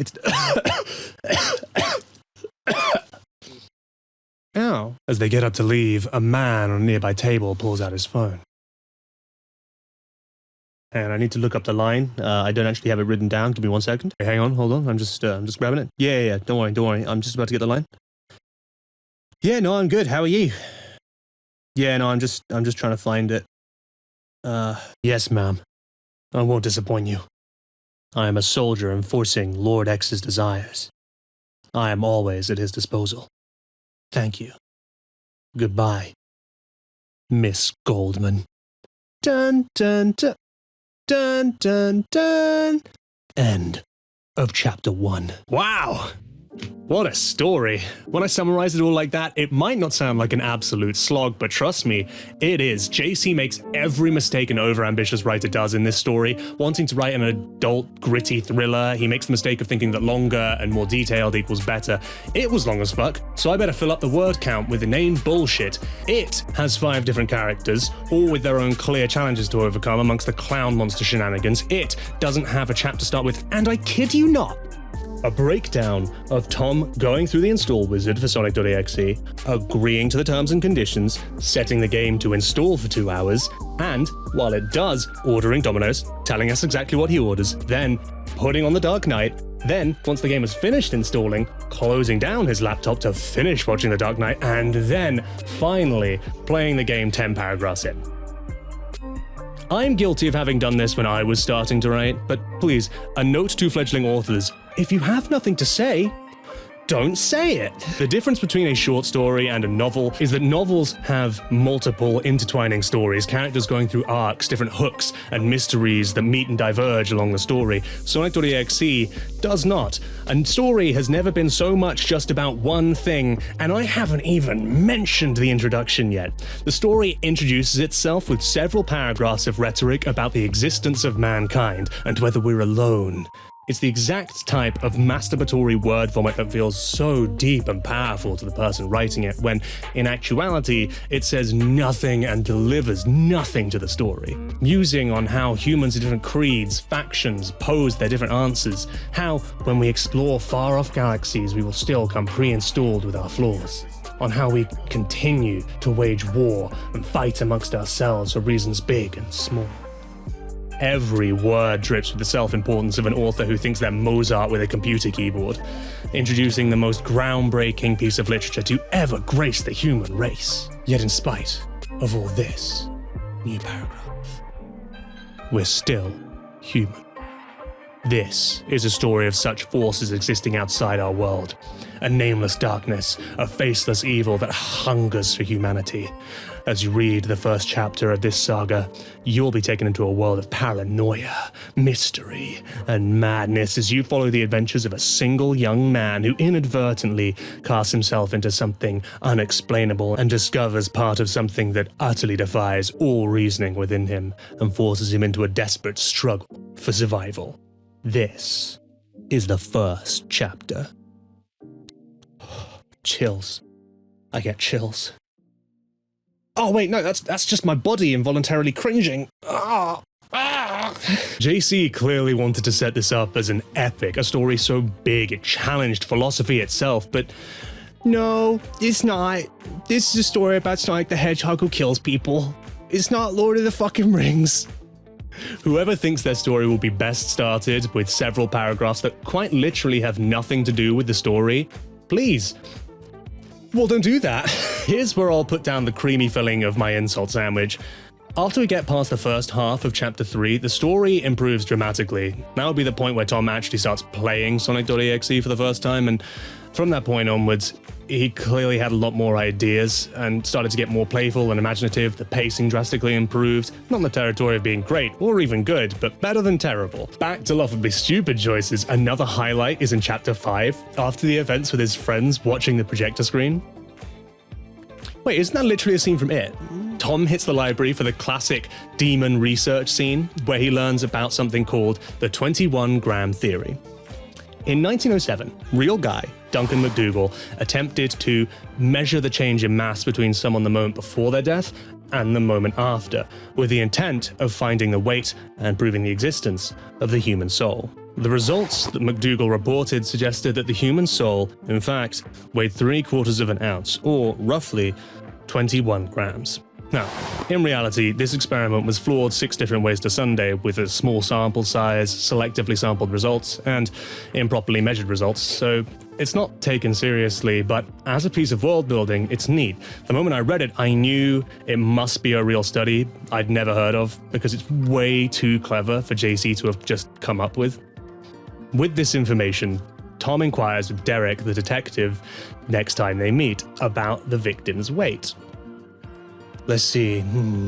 Wait. Oh, here we go. The latest victim originally weighed 155 pounds before he died. Dread built up within Tom. He then calmly asked, "Did he lose weight or something?" Yeah, about 21 grams, actually," Green answered. Tom's breath was shallow. He was in shock. He couldn't believe what he was being told. Fearing upon fear. Hoping against hope his next question wasn't answered correctly, he then asked, Did all of them lose 21 grams in weight?" He had to sit down as soon as he heard the response. "Holy shit. Yeah. They all did."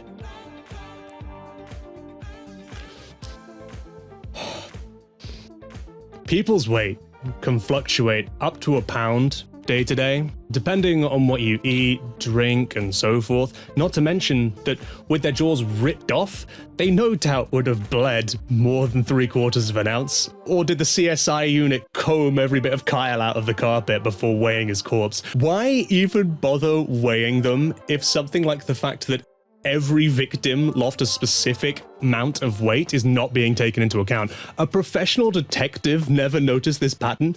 Also, everyone would lose 21 grams when they die.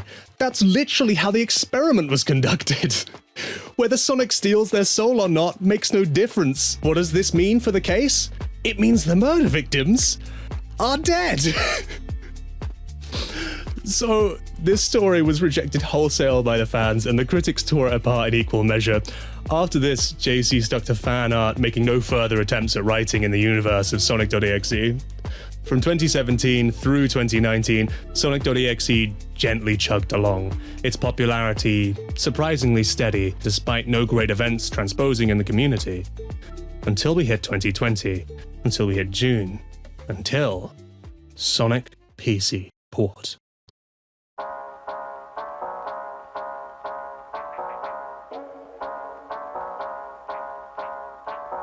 GameJolt is a social community website platforming several different forms of social media. Pictures, videos, live streams, but most importantly for our purposes, hosting video game files. And one of those files was created by Joe Doughboy for a competition held by a YouTuber called Luigi Kid.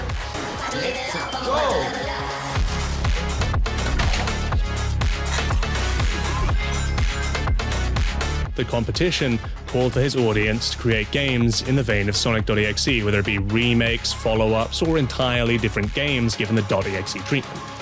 Of the 20 games that Luigi Kid played for the challenge, one stood out for the rest, and that was, of course, Luigi Kid The Outbreak, which went on to be the challenge winner, touting 3D graphics above and beyond expectations, satisfying gameplay, and an impressive reimagining and integration of Luigi Kid's classic moments. It stole the hearts and minds of Luigi Kid fans far and wide. But if anything, But if views are anything to go by, one of these games spiked a lot more interest than any other, and that was Sonic PC Port, Joe Doughboy's entry.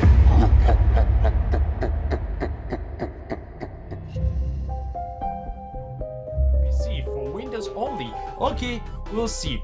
In the game itself, the stories be like, just received a very own copy of a game called Sonic.exe, and it is addressed to me, Rene Woods.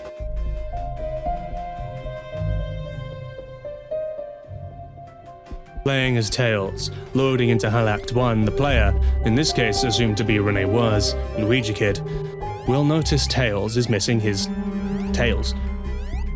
Walk 10 feet, and the screen pops to black before returning Tails to a HAL Act that's grey and fading, corpses dressing the floor and trees around him, flowers bearing great staring eyes. Moving further brings Tails to his first encounter with Sonic, another cut to black, and Tails is in a burning forest, huffing and puffing as he gestures to the player to keep moving right.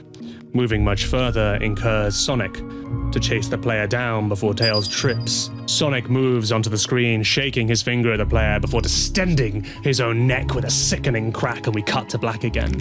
A sound like a laugh plays in the darkness. It kinda sounds a little Kafka-esque, dare I say. 2 red dots appear quivering in the dark, flanked by the words, "Let's begin." let's begin. Back to the main menu where Sonic appears wagging his finger in the classic Sonic logo before distorting into some wretch of himself. Past that, we're left at a character select with a broken, grayed out Eggman and Knuckles. The only character left selectable is Tails. We find ourselves in the gameplay section, possibly the most innovative change from the Miss Crimson version. The ground below our feet seems to be built from fleshy, contorted faces, and running quickly encounters those weird mouths. Making contact with the mouths instantly returns the player to the start of the level, but even as they progress past these, disfigured corpses begin to chase them. Spirits of the damned. Some of these hurt you, some of them don't. It's a little weird, I don't know what's going on there. Once we finally beat this section, we meet Cream, who speaks with a distorted voice. Every day, I come out, waiting for you. Further on, Tails suddenly becomes stuck in the edge of the screen, squealing in fear for so many seconds that I started to doubt if this was intentional. That's before a strange tree creature comes barreling in from stage left and delivers us a browser message. Get out. In a new scene below a storm-filled sky, Tails stops to tell the player to get lost. We heed not his request and move forward. Once more, we hit a new stage, some black void with white outlines for platforms. Here's where Sonic begins to drop his lore for us. I missed quiet. Before I was birthed, it was peaceful, dark. Then, a burst of conciseness. I assume that's supposed to be consciousness? Is this Joe Doughboy's mistake, or a reference to how bad Sonic's grammar is in the original story? I was indirectly created. A mistake. The error in the system that is the void. Nothing. A dark mass of energy floating endlessly. Until that fateful day. Giant, creepy Sonic head, its eyes roll forward with a crack. We make our way through another platforming section, chased by Sonic, and find ourselves at some mausoleum, possibly a temple. Sonic speaks through a dialogue box, asking us why we press tail forward, knowing it only moves him closer to a grisly fate. One more gameplay section where we must get over some platforms that collapse below our weight, and we reach the game's home stretch. The game scrolls up to Sonic, or should I say, X, next to the character select box. It's about time, he says, before he teleports Tails into the box and his heart explodes from his chest.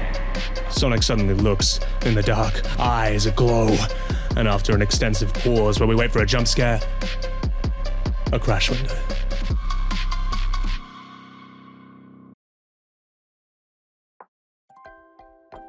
In review, the game boasts a decently unsettling atmosphere, never letting you get your bearing or feel at ease, which is commendable.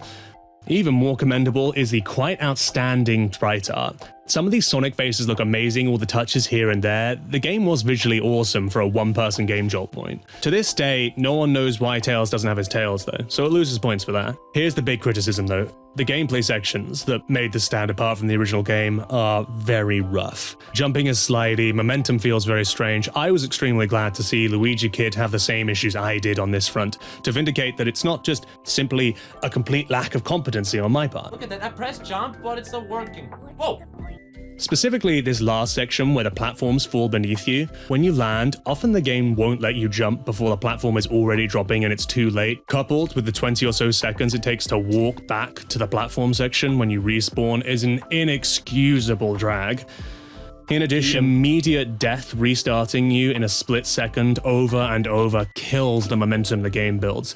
If you ever played one of these educational games where it's normal gameplay that occasionally halts to ask a question about trigonometry or something, it feels very similar to that, except that instead of it being gameplay being interrupted, it's gameplay interrupting the rest of the experience. The game does follow on from JC's original lore in some way with its own flares. From the dialogue Sonic gives us in the mausoleum, we know this version of X is formed from dark matter in space, and after floating through the cosmos, he came across Earth, limiting himself to interacting via this game for the sheer joy of it.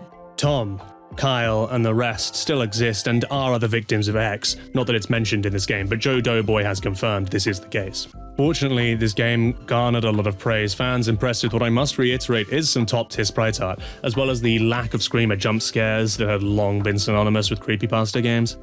In very, very short order, there came about a boy named John Kuhn, who, in league with Joe Doughboy, was creating a remake of Sonic PC port to iron out the kinks. Best I can tell, the remake demo released as early as August, just 2 months after Joe Doughboy created the original, and while it only consists of a short section of game between the opening and Tails tripping over in the flaming forest known as Angel Island Zone, it generated a similar hype, with the gameplay now feeling so much smoother amongst several other quality of life improvements. Since then, many updates have been released to the point where the game now checks your computer files to find your name and calls you out in person. Even with all these updates though, the game still hasn't reached full release, and after over 1,400 days of waiting, it might be fair to say this is in a development hell. I know from Joe Doughboy's Twitter that he is still working on it and continuing looking for illustrators and artists to assist in the project. Unfortunately, at some point, there was an upset where one of the artists involved started making some now removed transphobic tweets, and this led to a lot of rumors that the game was cancelled. These rumors came not least from John Kuhn himself, clearly worn out and self-admittedly unmotivated after the fiasco with their artist, who was swiftly removed from the project, by the way. John Kuhn made a joke tweet after the events about cancelling the game, and a lot of people missed the joke, which led the rumor to go rampant. Sonic.exe PC port, aka one of my favorite, if not even the best, Sonic.exe related fan game, sadly got cancelled. Posted this on Twitter, so you guys probably know about the one of our members of PC port team thing. After that, I really got unmotivated on continuing the game, and then it's official. PC port remake is cancelled. I'm sorry if I disappointed you guys, but I can't handle anymore. I have missed the most important thing. Sonic PC port wasn't cancelled at all, and I'm so damn sorry for not understanding this goddamn joke. Even Luigi Kid himself made a video about it. Fortunately, this was quickly cleared up, and as far as anyone knows, things are very gradually continuing behind the scenes. Sonic PC port remake on GameJolt presently holds over 3,500 followers, which for a GameJolt page is massive. Nearly 500k page views too. You can see how vibrant the interest in this project has been throughout the years. YouTube videos, mostly Let's Plays, unsurprisingly, of the game can easily rack up views in the hundreds of thousands, and some shorts even in the millions, all for a remake of a game one guy threw together for a YouTube competition. He didn't even win! The continuous rollout of updates over the last few years has kept it and Sonic.exe in the zeitgeist, but it has had to share its spotlight because there is another who shares the title of Premier Sonic.exe Experience. A mod, actually. See, there's this game. It's called Friday Night Funkin'.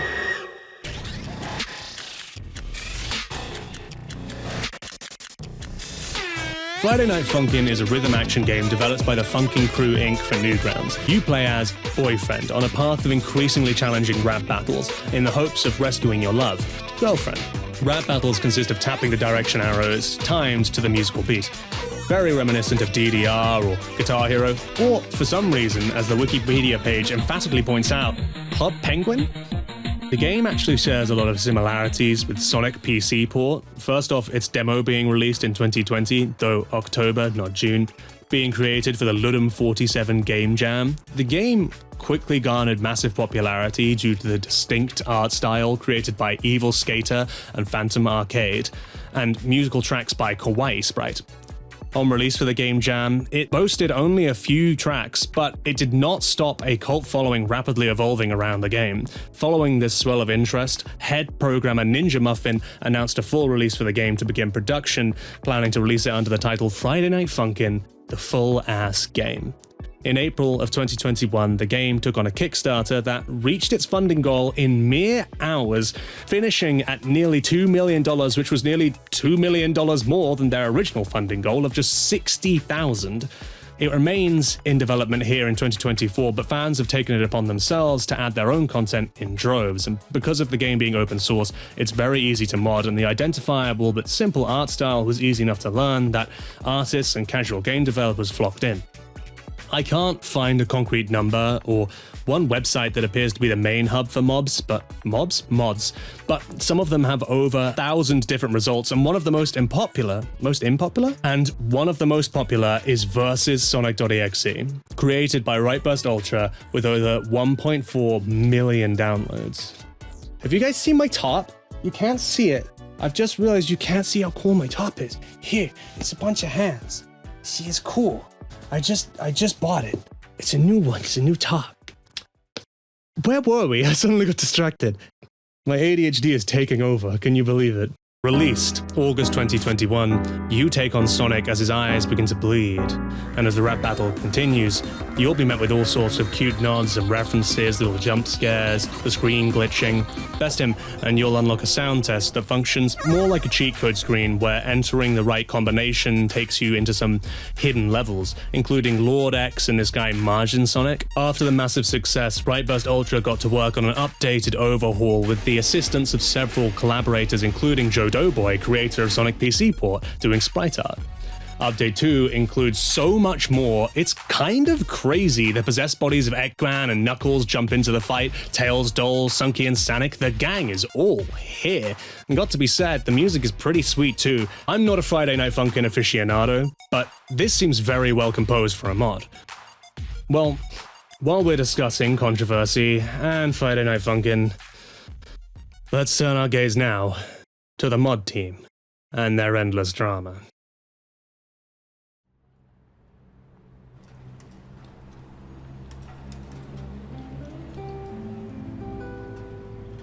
Alright, hello and welcome to the Controversy Corner, as you can see by the sign. That's the wrong sign, pretend you didn't see that. I'm actually going to move out of the corner. Now that I've done the joke, I can get a better shot than this. Hang on. Come with me. How are you guys doing today? You enjoying the video so far? You having fun? I hope so. Hope you don't hate it. Set that up. How's that? That'll do. I'm relatively happy with that. Am I centered up properly? Looks like it. Okay, right. Where were we?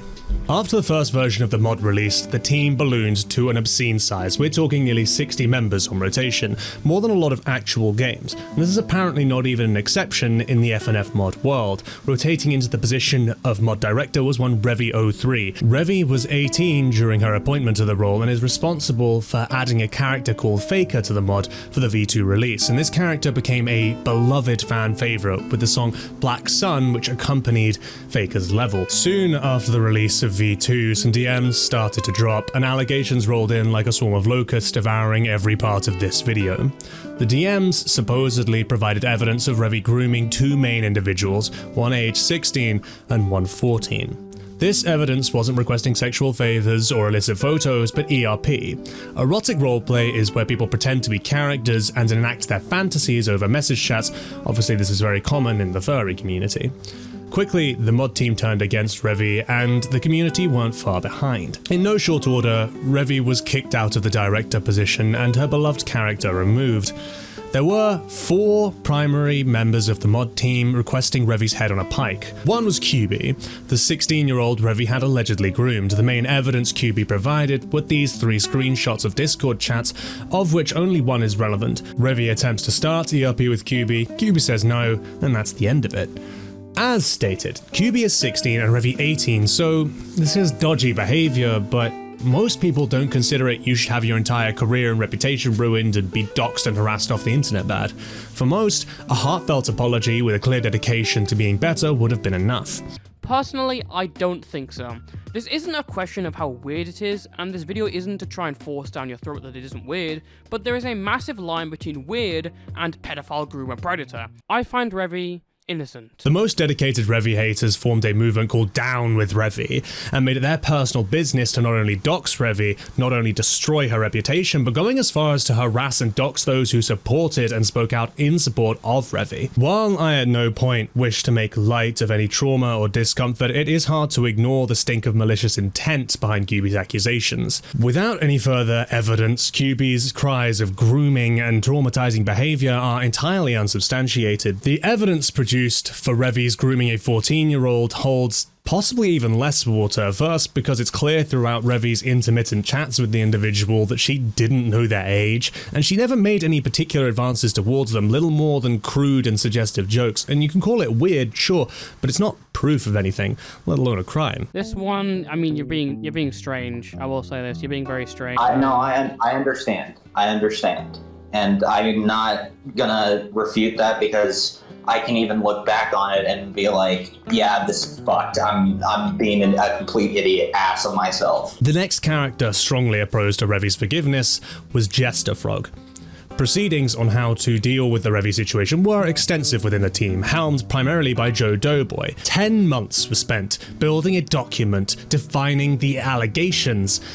But it turns out a lot can change within 10 months. For example, Jester Frog came under fire with allegations of abusive behavior and grooming. Jester was over 18, like Revy, so there went another head of the Hydra trying to destroy Revy, and the hypocrisy of it weakened the prosecution. Avery is our third accuser, who jumped Jester's defense, which was one more nail in their coffin. DMs were dug up in which Avery admitted they knew the case against Revy was exaggerated, and that was before they were also substantiated as a groomer, abuser, and just general piece of shit. But perhaps the biggest piece of shit in this toilet is the quite legendary Rightburst Ultra, which isn't true. Nothing he did was worse than the crimes the others committed, but it makes for a funny sentence. Rightburst, as mentioned, was the mod's creator. Rightburst took it into hand to not only destroy Revy's reputation, but dox her and additionally dox and harass anyone who supported her. Despite the disintegration of most evidence, Rightburst Ultra refused to stop his assault, and to this day, he continues to insist Revy's guilty of all crimes and takes every opportunity to insult her.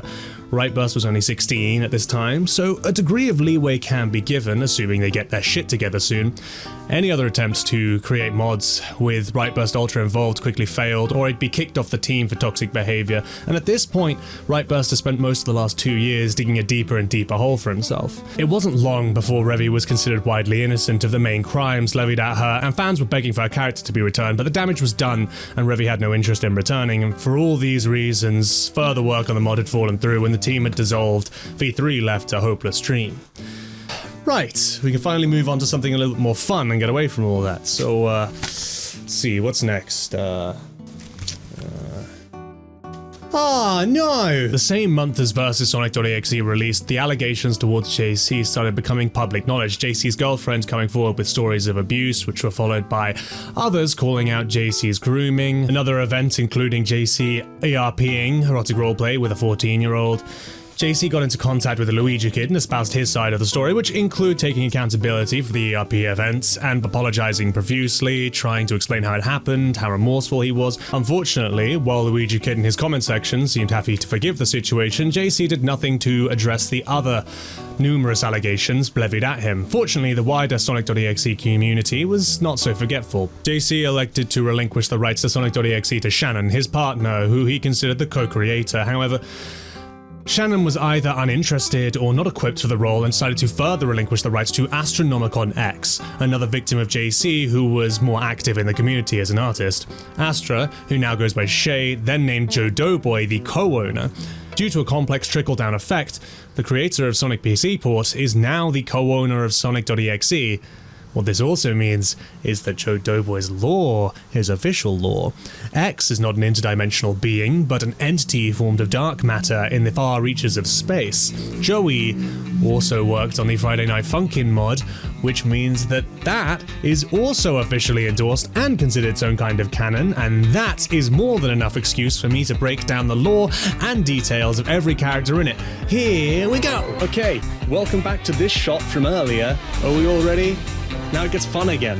We're done with the really depressing, lame part. We're back to the fun part. Okay.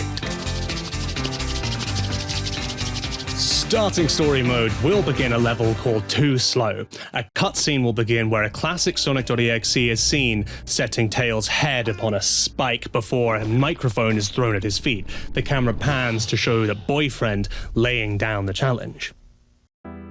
The first phase of the song is slow and gentle, not too challenging, which might make you drop your guard until Sonic bursts into maniacal laughter.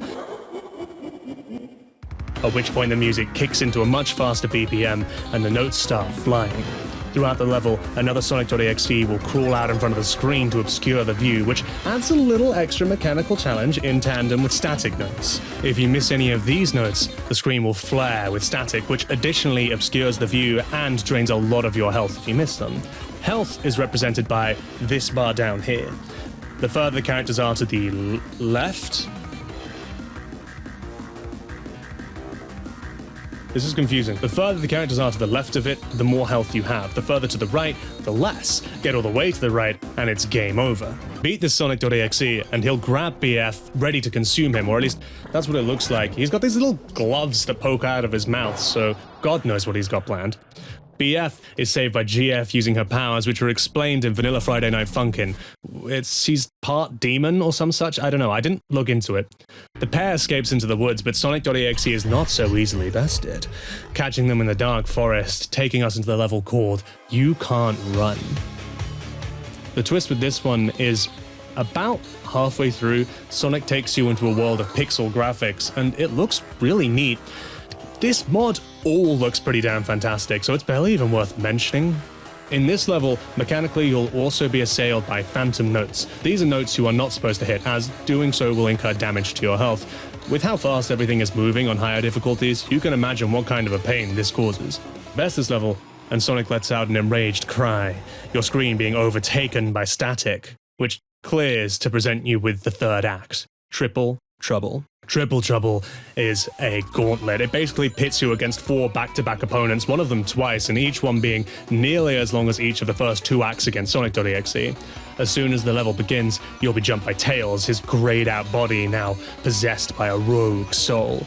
He'll be followed up by Knuckles, and then Sonic.exe comes in for a round before handing off to Eggman and then returning for the final part. Along with this tag team assault, you'll also be tasked with picking up rings, which act as a 5th key besides up, down, left, right, down, up, which did I say? Up, down, left, and right. Picking up one of these rings lets you ignore the damage from the next note you miss. The next note you miss. Picking up one of these rings lets you ignore the damage from the next note you miss. Oh my god, why do I keep messing up the line? A small lifeline in this 1v4 relay race. You can also expect to keep encountering the phantom notes from the last level here too. Sonic.exe now has reached his final, most beastly form, his limbs stretched to inhuman proportions, shadows across the top of his sprite making this gorgeous purple and blue coloration, and the letter X torn across his chest. This song is also an actual bop, especially Eggman's bit.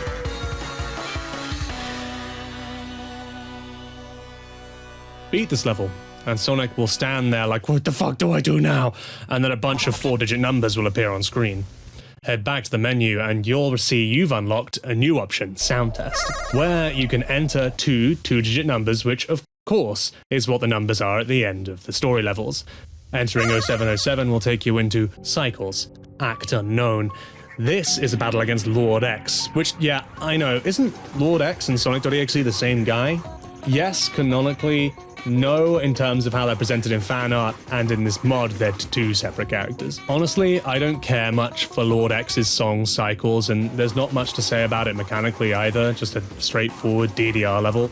Lord X's design is decent, but I prefer the final evolution of Sonic.exe we saw before.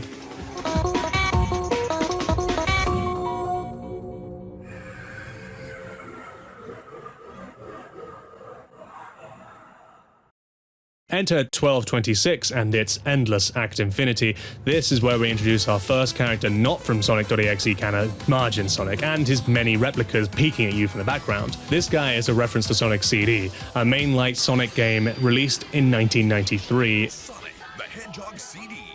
If you went to the sound test in the game, I should explain sound test, I'll do it in a minute. If you went to the sound test and entered numbers 46, 12, 25, this screen would come up. The Japanese here translates to, "Fun is infinite with Sega Enterprises, Margin." Margin is also Japanese for demon. Many a child was struck with fear upon seeing the screen, whether able to read Japanese is not, because it's really creepy. This screen developed its own urban legend as some kind of anti-piracy screen, but it's actually not intended to be scary at all. Basically, the landscape developer for Nintendo was a guy named Masato Nishimura, whose childhood nickname was Margin. The music accompanying this screen was meant to be more fun and less sinister.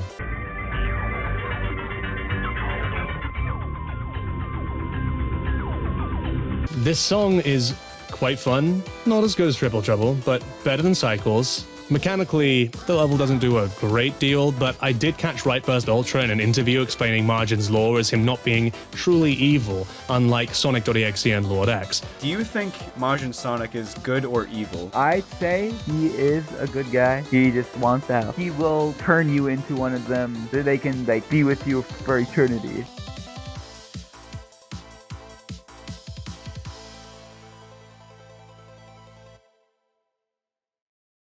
You can now return to the sound test to enter your next code. So, sound tests are a thing from video games past, which often function as an extra secret unlockable for 100%ing a game or the like.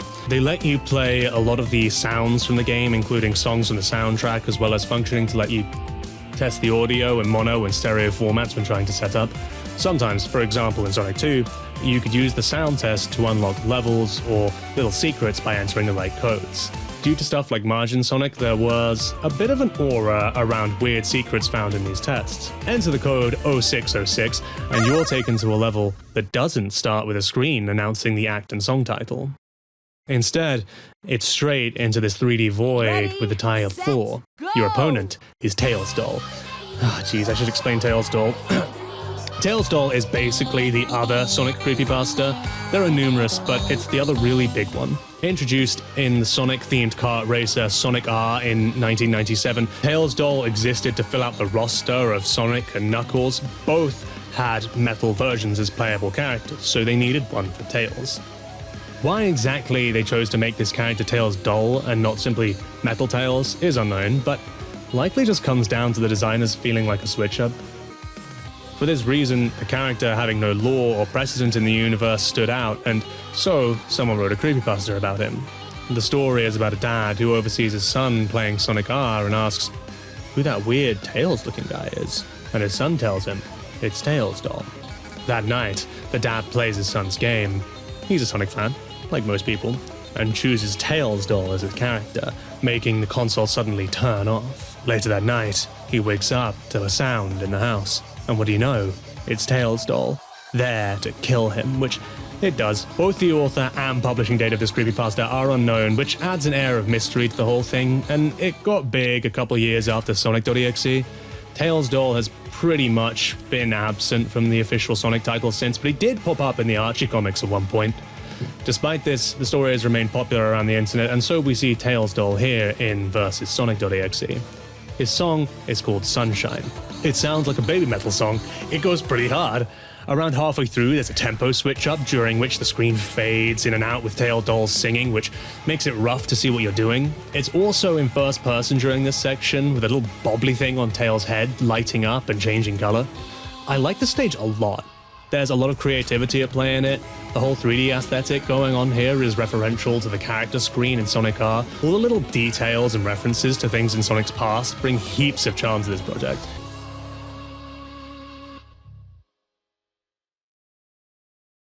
Typing in 0821, referencing the mod's release date, August 2021, will take you to the stage Chaos. It opens with a cutscene of Sonic chilling on this ledge, which appears to be some kind of well to hold the Chaos Emeralds. Upon your entry, he loses his balance and falls into the well. Using code 3318, and oh shit, he's back! Rising from the well, powered by the Chaos Emeralds, it's Fleetway, and your eyes aren't deceiving you, he is flipping you the bird. Fleetway Super Sonic is a character from the English series Sonic the Comic. Please don't ask any more questions, I have no fucking idea. Fleetway is a rendition of Sonic's powered-up supersonic form that lusts for chaos and destruction, our hero Sonic struggling to keep control. The main twist with this level is that at one point in the middle, Fleetway fires a laser at you, and if you don't hit spacebar fast enough, you die instantly. They did plan to have this happen more often, but supposedly, having it happen more than once would crash the game, which is fucking hilarious if it's true. Also, in the middle of Chaos, BF will get powered up into his Chaos Control super form, which mechanically does nothing, I don't know what to tell you. He does have some great quips if you fail to beat him in the rap battle, most of which are insults directed at Sonic.exe. Who's God now? Ha! What does hyper-realistic even mean? Super Sonic does what .exe doesn't do. His song is pretty decent. The part he keeps singing after BF powers up is stuck in my head, and I'm not sure if I like that. or not, but it's enough to give it a place above Yukon Run.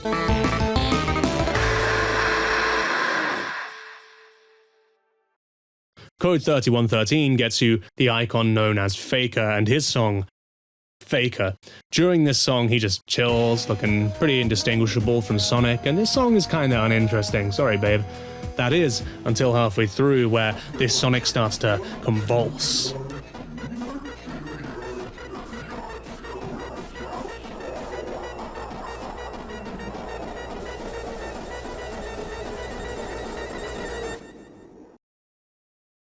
This form of Faker comes with a new song, as indeed, this is a whole new stage. This right here is the shit. Faker's parts are catchy, the song has a bunch of switch-ups, BS parts are kinda catchy too. Parts where the backing disappears to crash back in with Faker's singing is hype as hell. I get why this is a fan favorite. And you know what? It totally gives me Megalovania vibes. It's not as good as Megalovania, but that's what it reminds me of. I like Sunshine more. The ominous energy of the section where Tails is singing in the dark is beautiful. I'm sorry. I have no idea what level of blasphemous I'm being right now. The only thing I know is that Black Sun is beloved to the fanbase. Otherwise, I have no idea what the opinions are.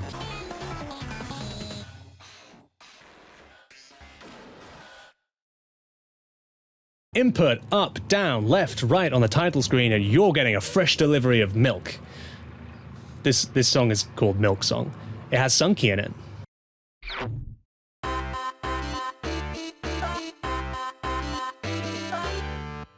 This is a certified hood clap.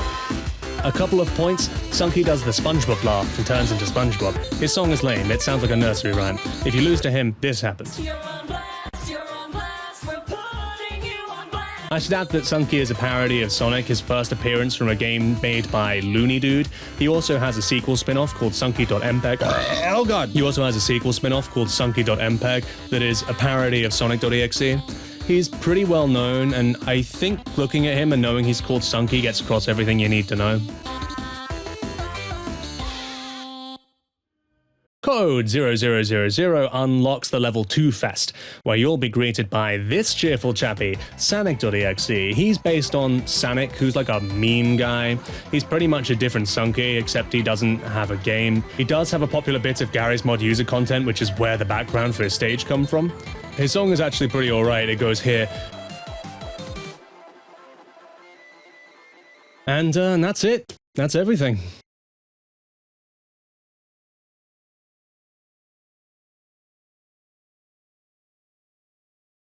From the V2 version of the mod. Go back on! What are you doing?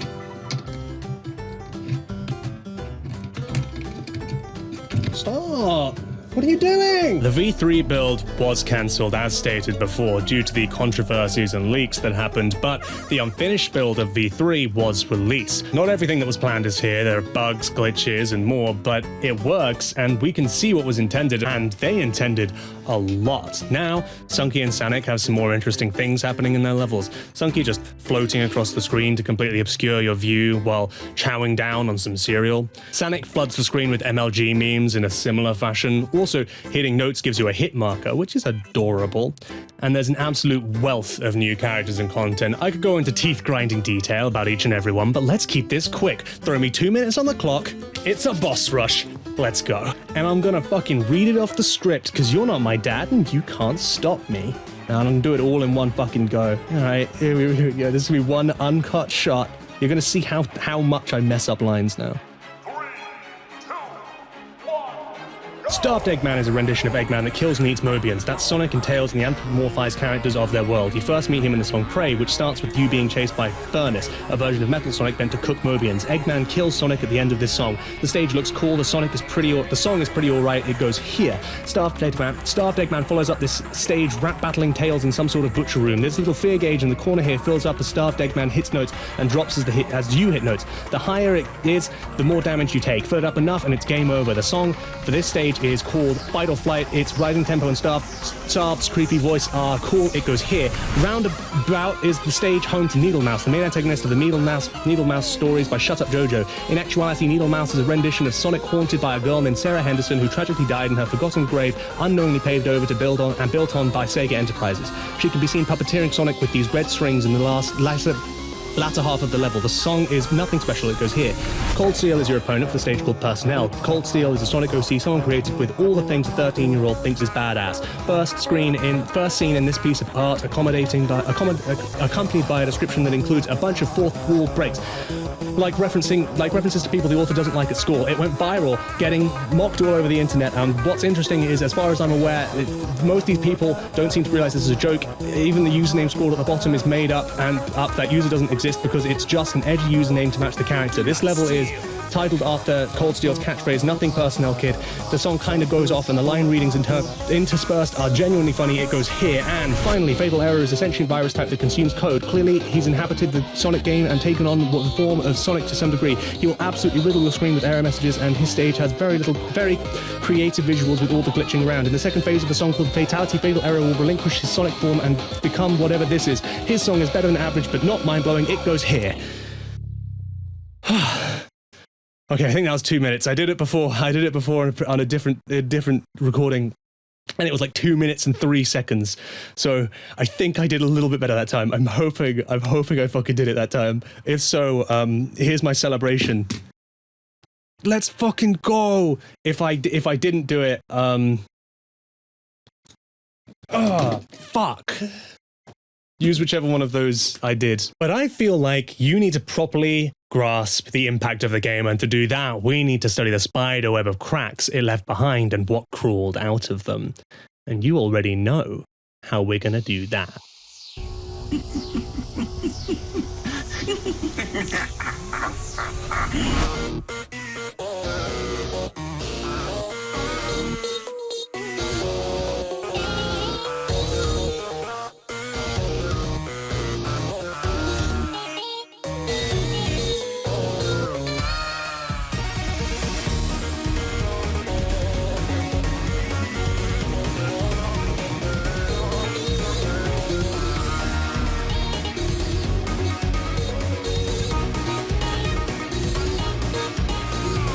Mario's Madness is a mod for Friday Night Funkin', which was released in February of 2022, half a year after Sonic.exe, and it contains 36 separate songs as of the last release, which is truly insane. That's the maddest thing about Mario's Madness. Actually, no, the maddest thing is how fucking good it all looks. The polish on it all is wild. I'd argue even more so than Versus Sonic.exe. The team behind it is of a similar gargantuan size too. Just look at this title screen, it's beautiful. We open with this gorgeously animated cutscene of BF and GF being delivered a game, which sucks them in. In this world of red lines, they meet Mario. The voice actor for him is genuinely incredible, and the production on his voice is fantastic. Listen to that weird little pitch that sits under his every word. It's me, Mario. Almost. Oh, you two seem a bit scared. Well, don't be. I'm not gonna kill you. Yet. He'll challenge you to 3 rap battles, and if you win, he'll let you go. After winning 2, however, BF and GF will escape from Mario, though still remaining trapped in the game. From here, you'll be navigating levels via this map, which mimics the one from the Super Mario game. Selecting each level will give you credits and an explanation of the story, and it gets pretty mad. I mean, literally the first level from here is Satoru Iwata introducing Chris Pratt as Mario's voice actor from the movie, then you rap battle Chris Pratt. What a time to be alive. From here, you'll be taking on a whole slew of recognizable characters. Mario to Luigi, Wario, Mario. It's mostly different renditions of Mario. But then again, Sonic.exe is just different renditions of Sonic. The most relevant character to us is Luigi in the stage, which is clearly based on I Hate You Mario, aka Mario.exe. Luigi is of course going into the red hot drink and returns to rap battle you with his face melted off. Look, I cannot even begin to describe to you the absolute creativity and talent on display here. This mod is honestly nothing short of a masterpiece from a visual and musical standpoint. Sonic.exe is a really cool mod. Mario's Madness is actually incredible. The ideas poured into every level are so interesting and fresh every time. In Vs Sonic, almost all of the levels are BF on one side and Sonic on the other. And there might be some extra visuals going on, but that's mostly it. The direction in Mario's Madness is exceptional. There's this section in which you're running away from a giant Mario chasing you down, and it's flipping between BF and another character running from Luigi. This part where you're running away from a weird Wario head. Here, where you're singing down into a fountain where a chained Luigi is forever stuck, the camera panning up and down between you, and the finale of this whole thing. Holy shit. Every idea you could think of for creative presentation. The song is amazing. The speech Mario gives you before you head into the final stage is hype as fuck. Well done. Very well done. I must say, I am impressed. You're a long way from home, aren't you? Tell me, why do you persist? No matter. All good things must come to an end. You broke our little deal, and I can't let that slide. And you fell right into my hands, thinking your path was clear, goalpost in sight. But no. Tell me, do you know what all of the creatures down there have in common? They're all in my game. They all belong to me. You cannot undo what has been started. You feel it with sudden motion the moment you realize like a little cartridge. The both of you are my places now, and we're going to have so much fun. Come and face me, little rat. Your time has come.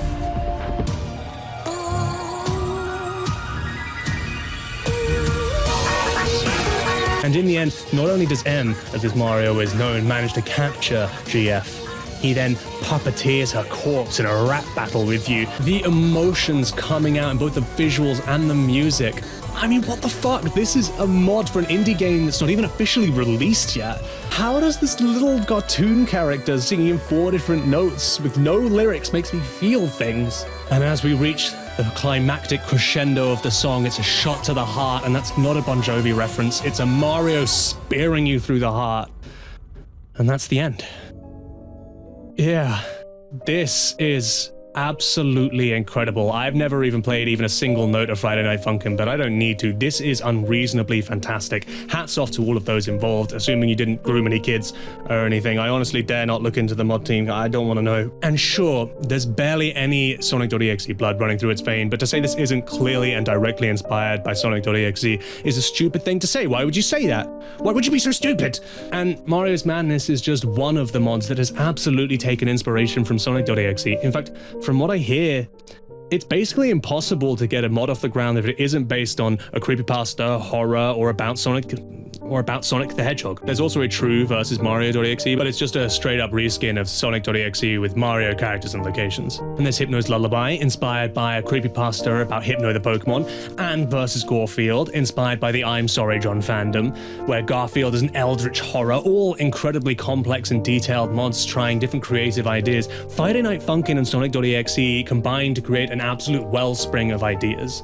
I hope this isn't too jangly. It's time to move into the last sweep of this overture. This journey of ours through the guts and gore-filled landscapes of Sonic.exe's past is coming to its conclusion, but don't worry, I'm making sure we end this on a high. I'm going to talk about one last Sonic.exe game. One last time. Let's go for one last round.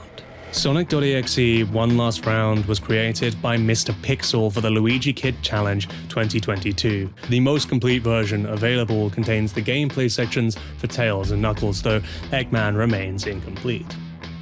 The gameplay mimics pretty perfectly the first Sonic, but the story differs from JC and Miss Crimson's original, and that's because the story here is that after so many years, Sonic.exe, or .omt as this version is known, has grown tired of the formula.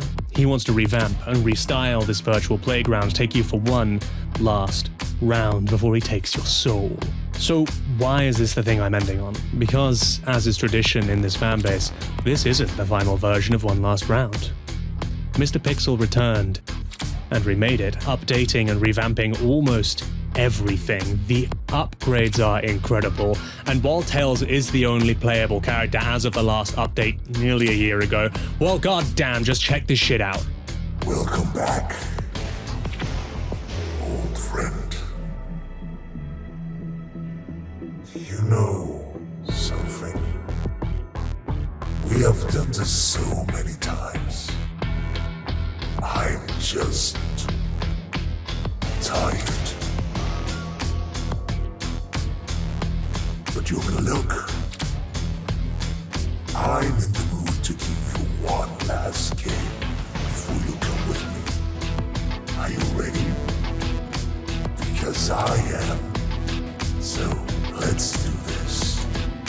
One last round.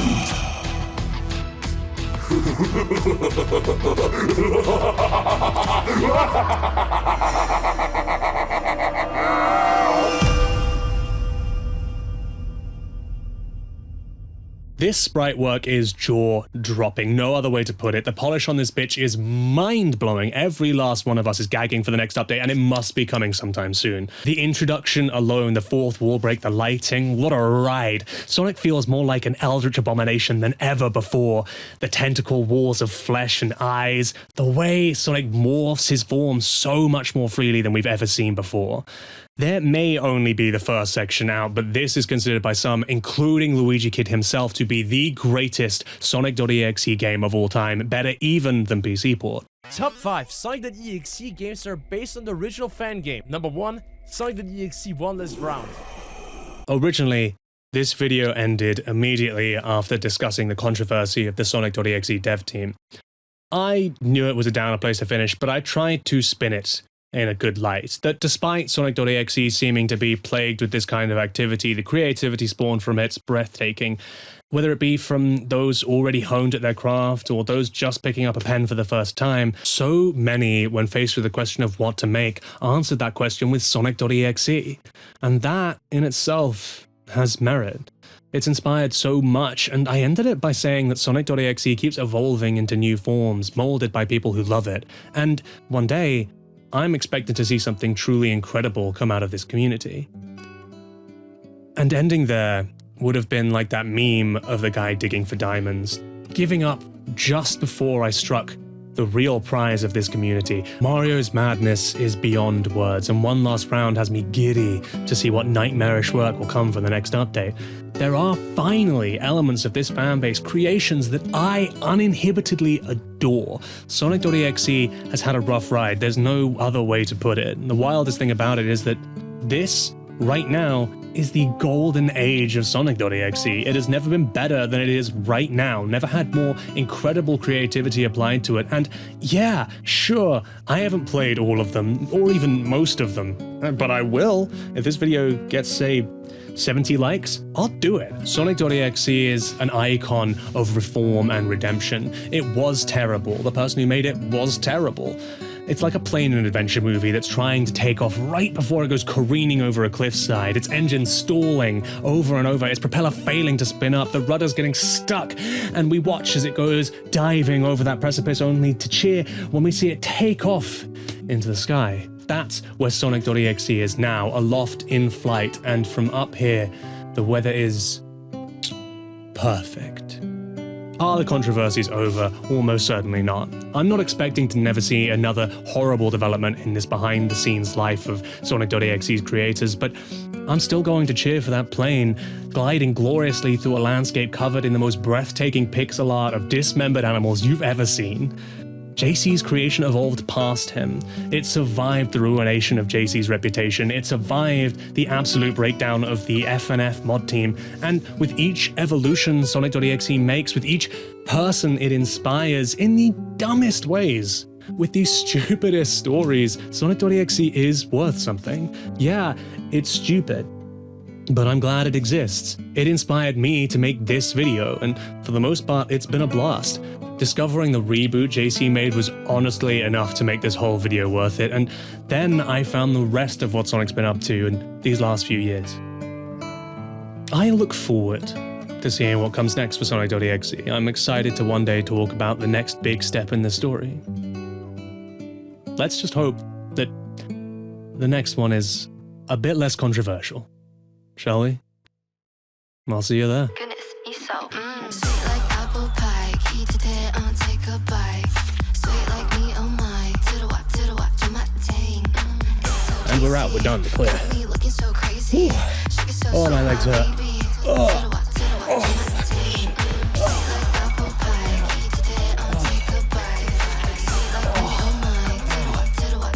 Okay.